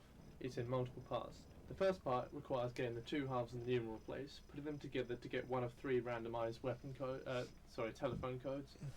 You then phone the number on the telephone and that triggers a cutscene where the sick version of Simon in the opposite window holds up a board with a code on it. You then use the telescope to read what's on the board and use it to activate the keypad at the top of the asylum. The thing about this is that not only is the number on the board randomly generated, but it won't end the cutscene until the game knows you've actually looked at Simon himself with the telescope. This is done by using a simple trace line from where you're aiming with the telescope. Yeah, but it doesn't work. half the time, well, majority of the time. It's kind of shitty because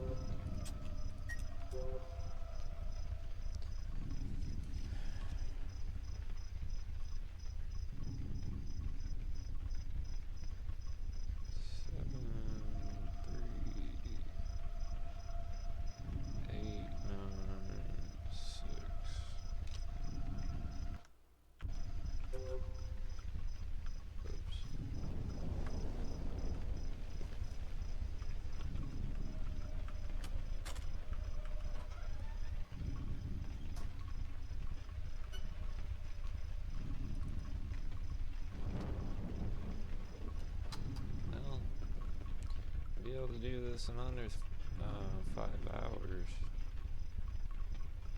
which is pretty good, I guess. But yeah, I see.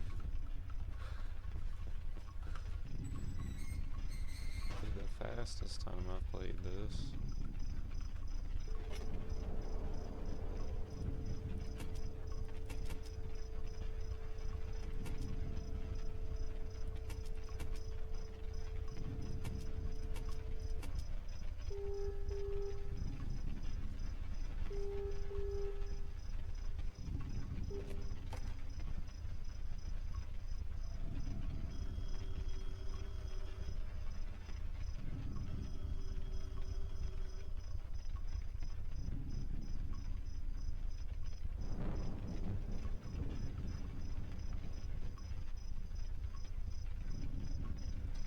Seven 749.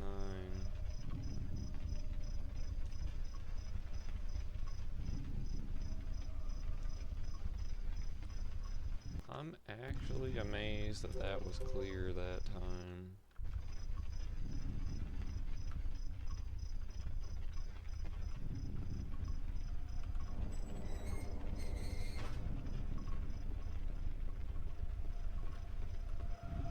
I don't exactly know why,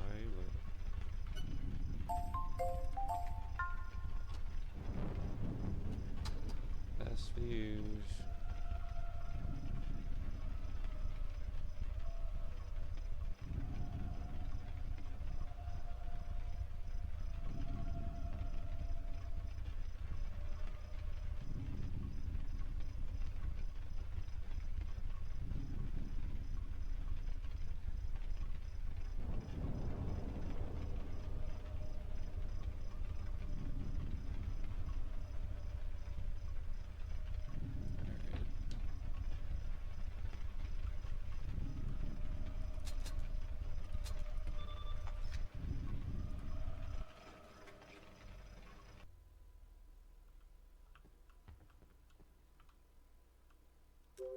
Dang. Oh.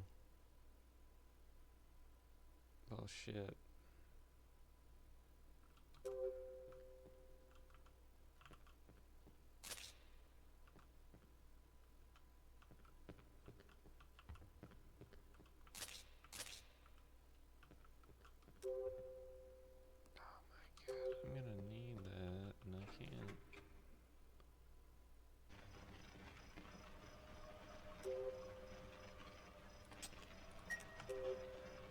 hopefully that'll stay there.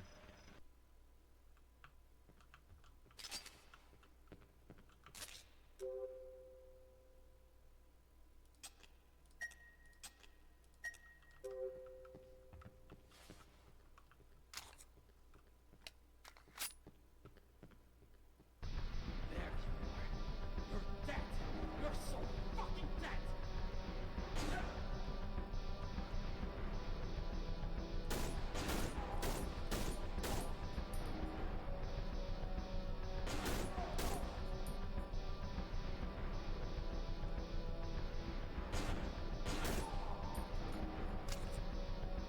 I don't know when that one spawns, but it does spawn there. I thought. Maybe I killed him too quick. Simon, the pills by itself won't make you feel better. You have to do something more than that. I recommend that you try a new modern treatment called cognitive therapy. What's that? Well, it's a set of exercises you do, a way to forget the past, all the bad memories and anxiety you have. Are you interested in those, Simon? I don't know. Why? All right. I just wanted to find out because I want you to try out something. I want you to write a book about how you feel. Do you think you can do that? I guess so. I can try.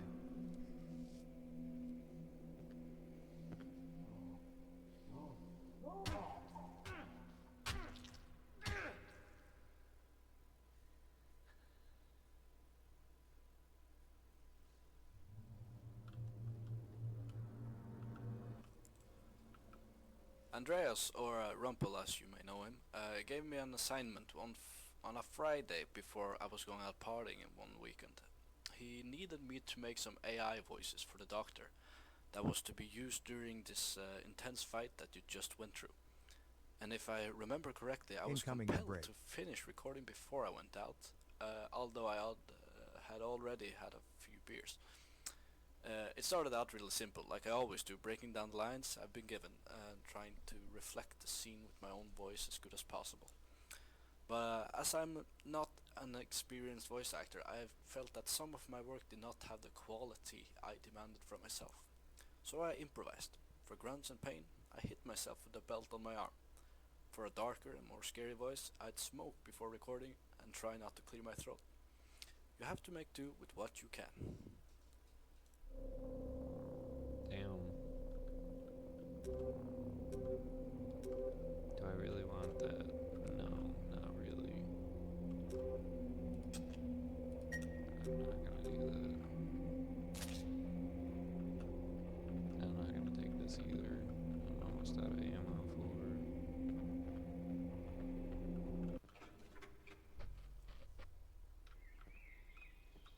Oh shit. All that's gone. That doesn't work.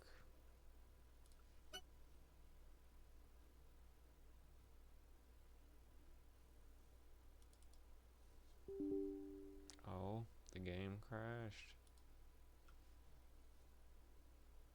Dang.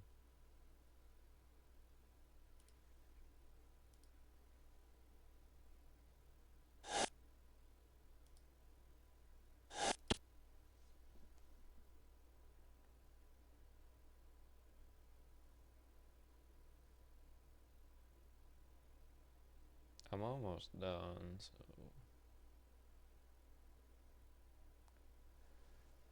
if it'll just let me do this last part.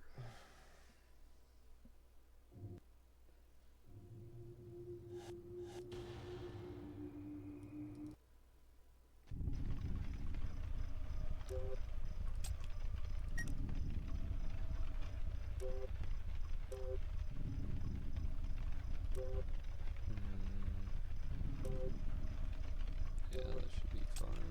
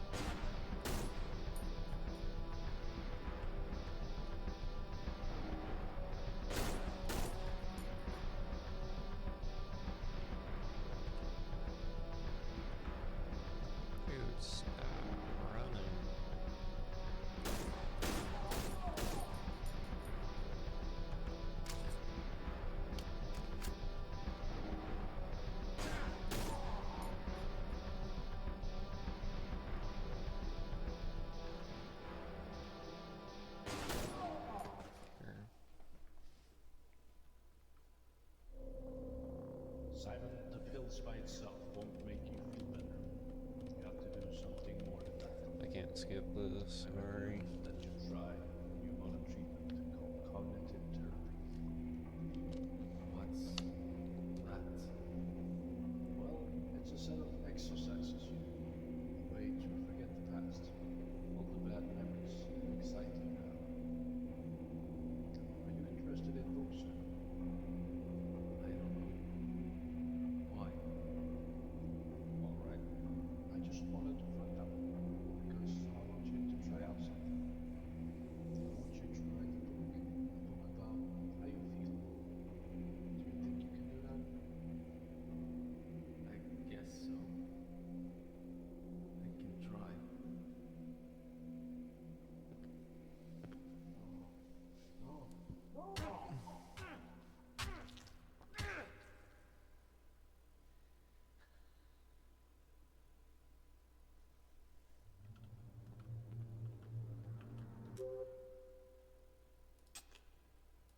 Drop that. Oh, I don't have room for that. I don't know if I can come back or not. Probably not.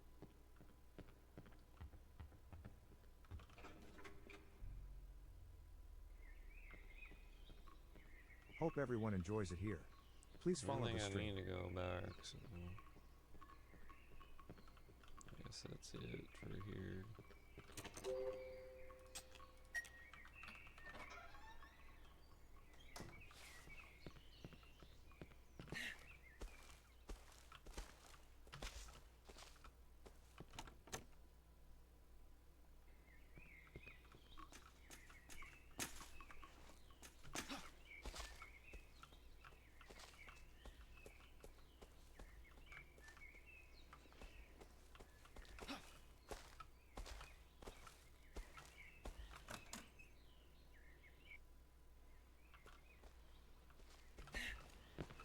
I really like this lake because it's also from a real life location, and that area is called Kyrksjön, and it lies very close to where I live.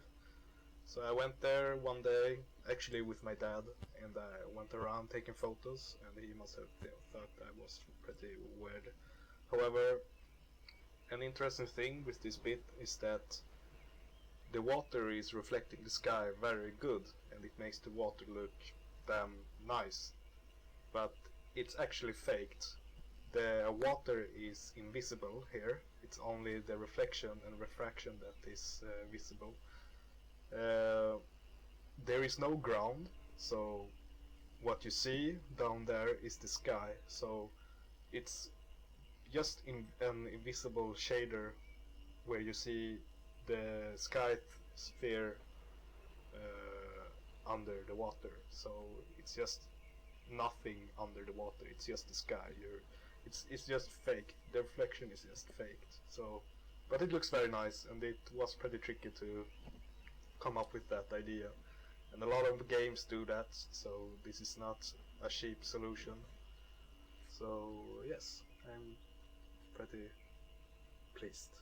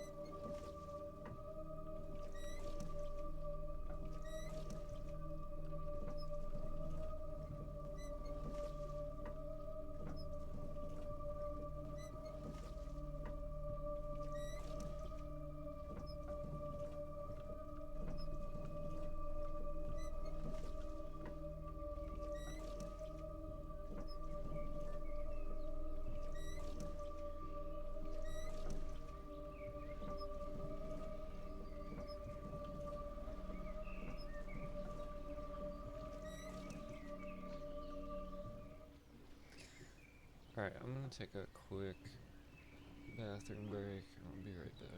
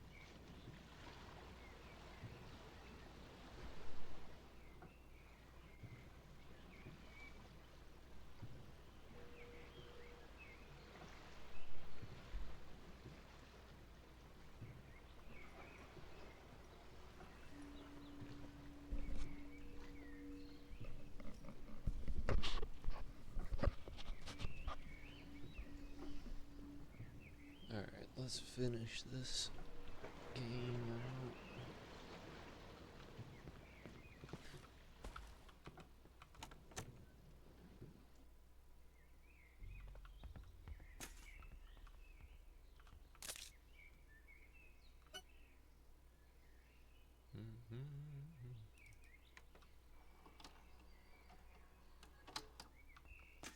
It really shouldn't be that bad. Yeah, it is.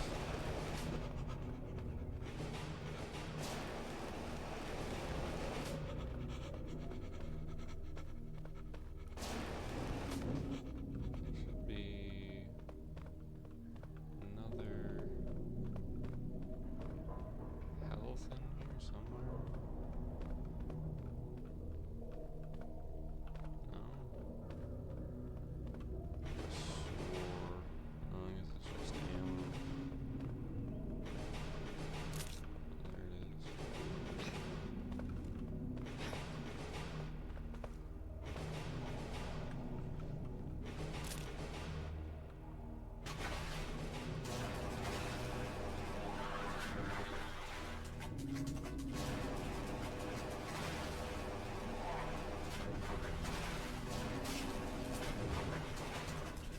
The swimming parts are another way to break up the whole first-person view run and gun gameplay. This is accomplished by simply the normal Half-Life swimming code, but then we also add the first-person view hands swimming, so it feels a lot nicer and kind of more different. Those of you who are a bit more astute may notice that as you pull your hands to the right, much like a normal swimming, that propels you forward. You also may notice that when you get out of the water, your sleeves are darker, and so your gloves, to simulate them being wet. They'll gradually fade back out to normal as they dry out. These are just some other really nice touches that we've got in the game. Shout out to Anton_EagleRev4, The White DD1, Lumo Abyss. What the fuck is that? Leaves?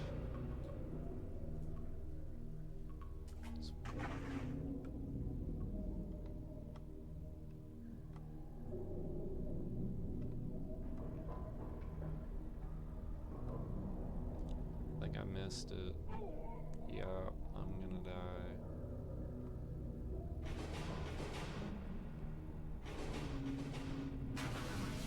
That was too close.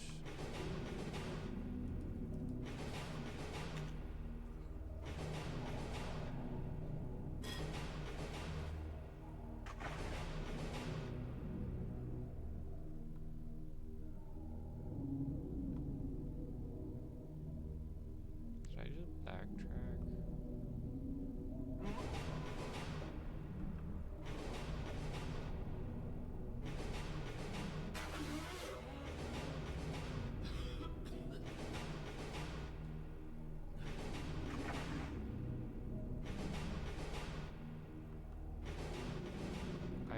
I honestly don't know what I just did.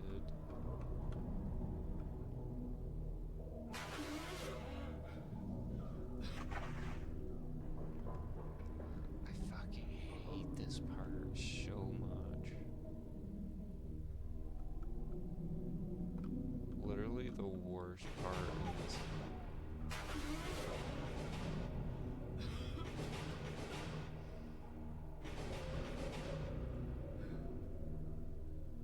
I literally should, like, draw this out.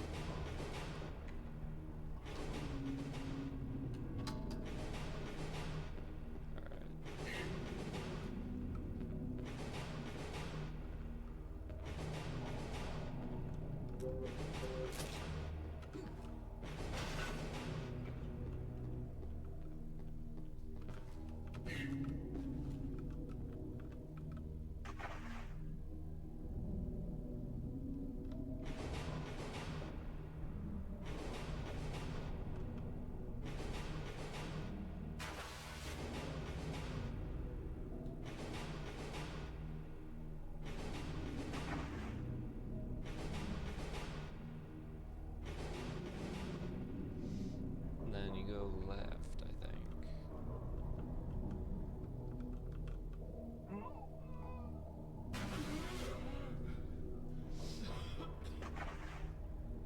Left from the fence.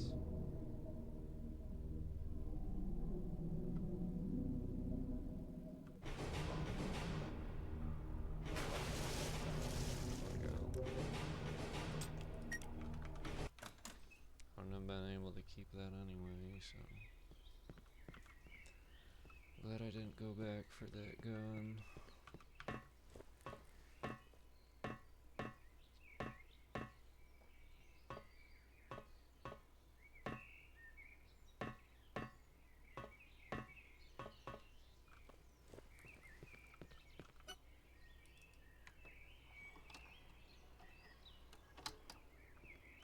I really love this section of the mod because it's the first map I've ever made that's in daylight and outside area, of course. And the other interesting thing with this map is that it is the outside, right outside my house, this place. It's not really exactly the same roads and stuff, but it has the same textures and the same design as it looks outside my house. So it feels like walking around outside my house in my town. And it's really nice. I love it.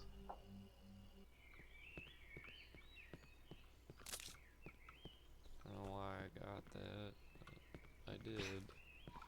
For some reason.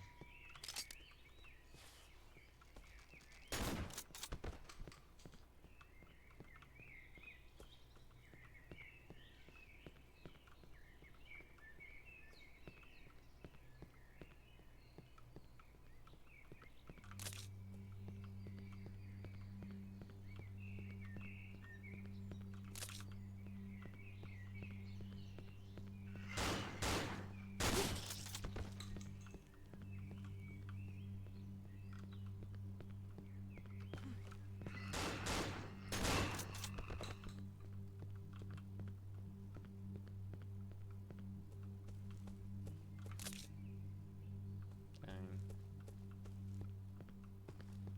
Can't take it all. Or do I need to?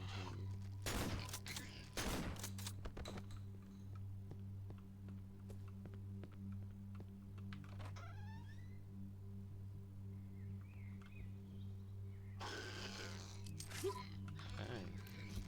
Out of ammo.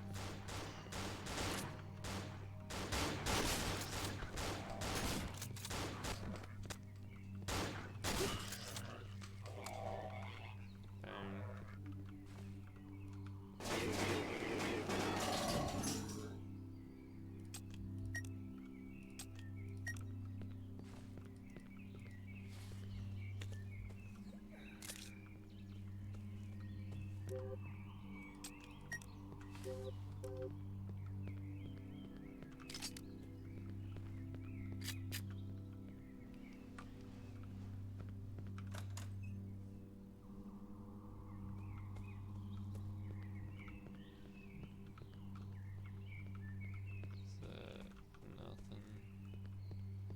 Whole lot of nothing.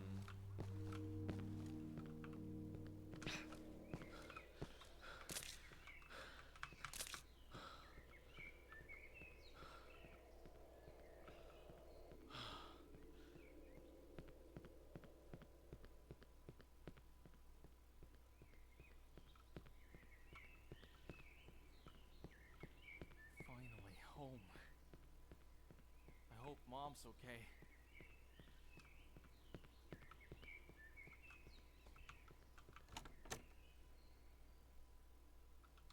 Mom? I could literally drop this. Mom! Just go with this. Where are you? Mom? Mom! There.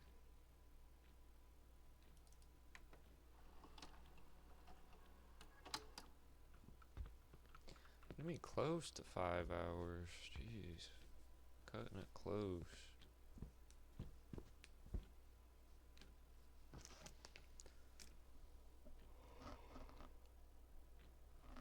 Incoming at break.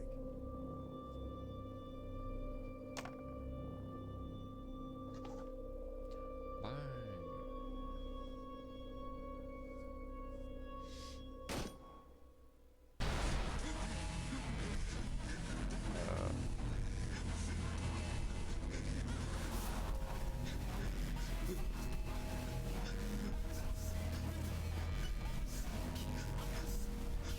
Someone said the smoking part created a new ending, but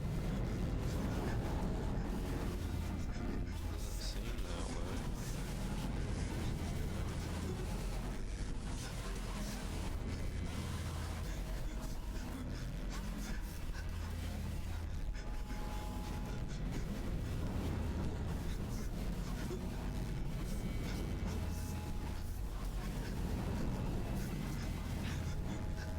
Really? I fucking hate that.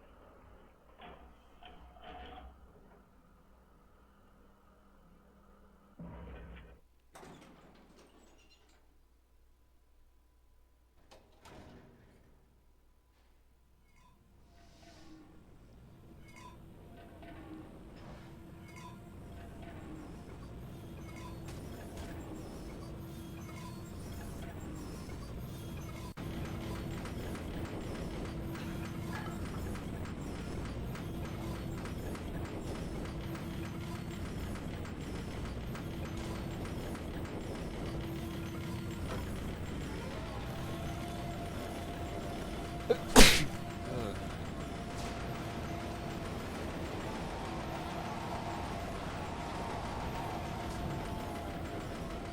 This last kind of animated interactive cutscene was animated by myself, and if I do say so myself, I fucking love it. We wanted the mod to end with a bang, and we thought kind of strangling and punching this guy to death was a good way to do it, so hopefully you like it. So I would assume there's definitely more.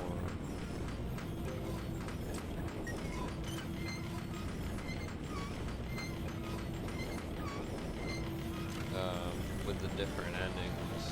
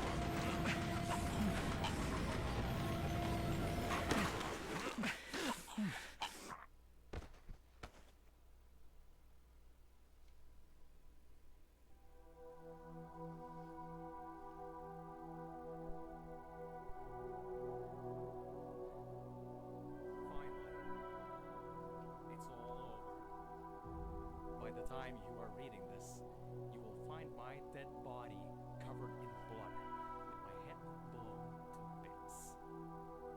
I know you might think I'm not, or wasn't, normal. I was crippled, stuck in a wheelchair, and that's why I had to die. I was broken, defective, full of emotional problems. My mind was stuck in a never-ending loop of anxiety, depression, and despair. A roller coaster with no end, and I wanted out so bad. This book writing tip was fucking bullshit. It only made me realize how truly fucked my life was. Ironic how that one person who was actually paid to help me only made it worse. Gave me that one last push, which was needed for me to end myself. And now he's dead. It's almost poetic. The only person who tried to help me was my only friend, Sophie. Please, tell her I'm sorry.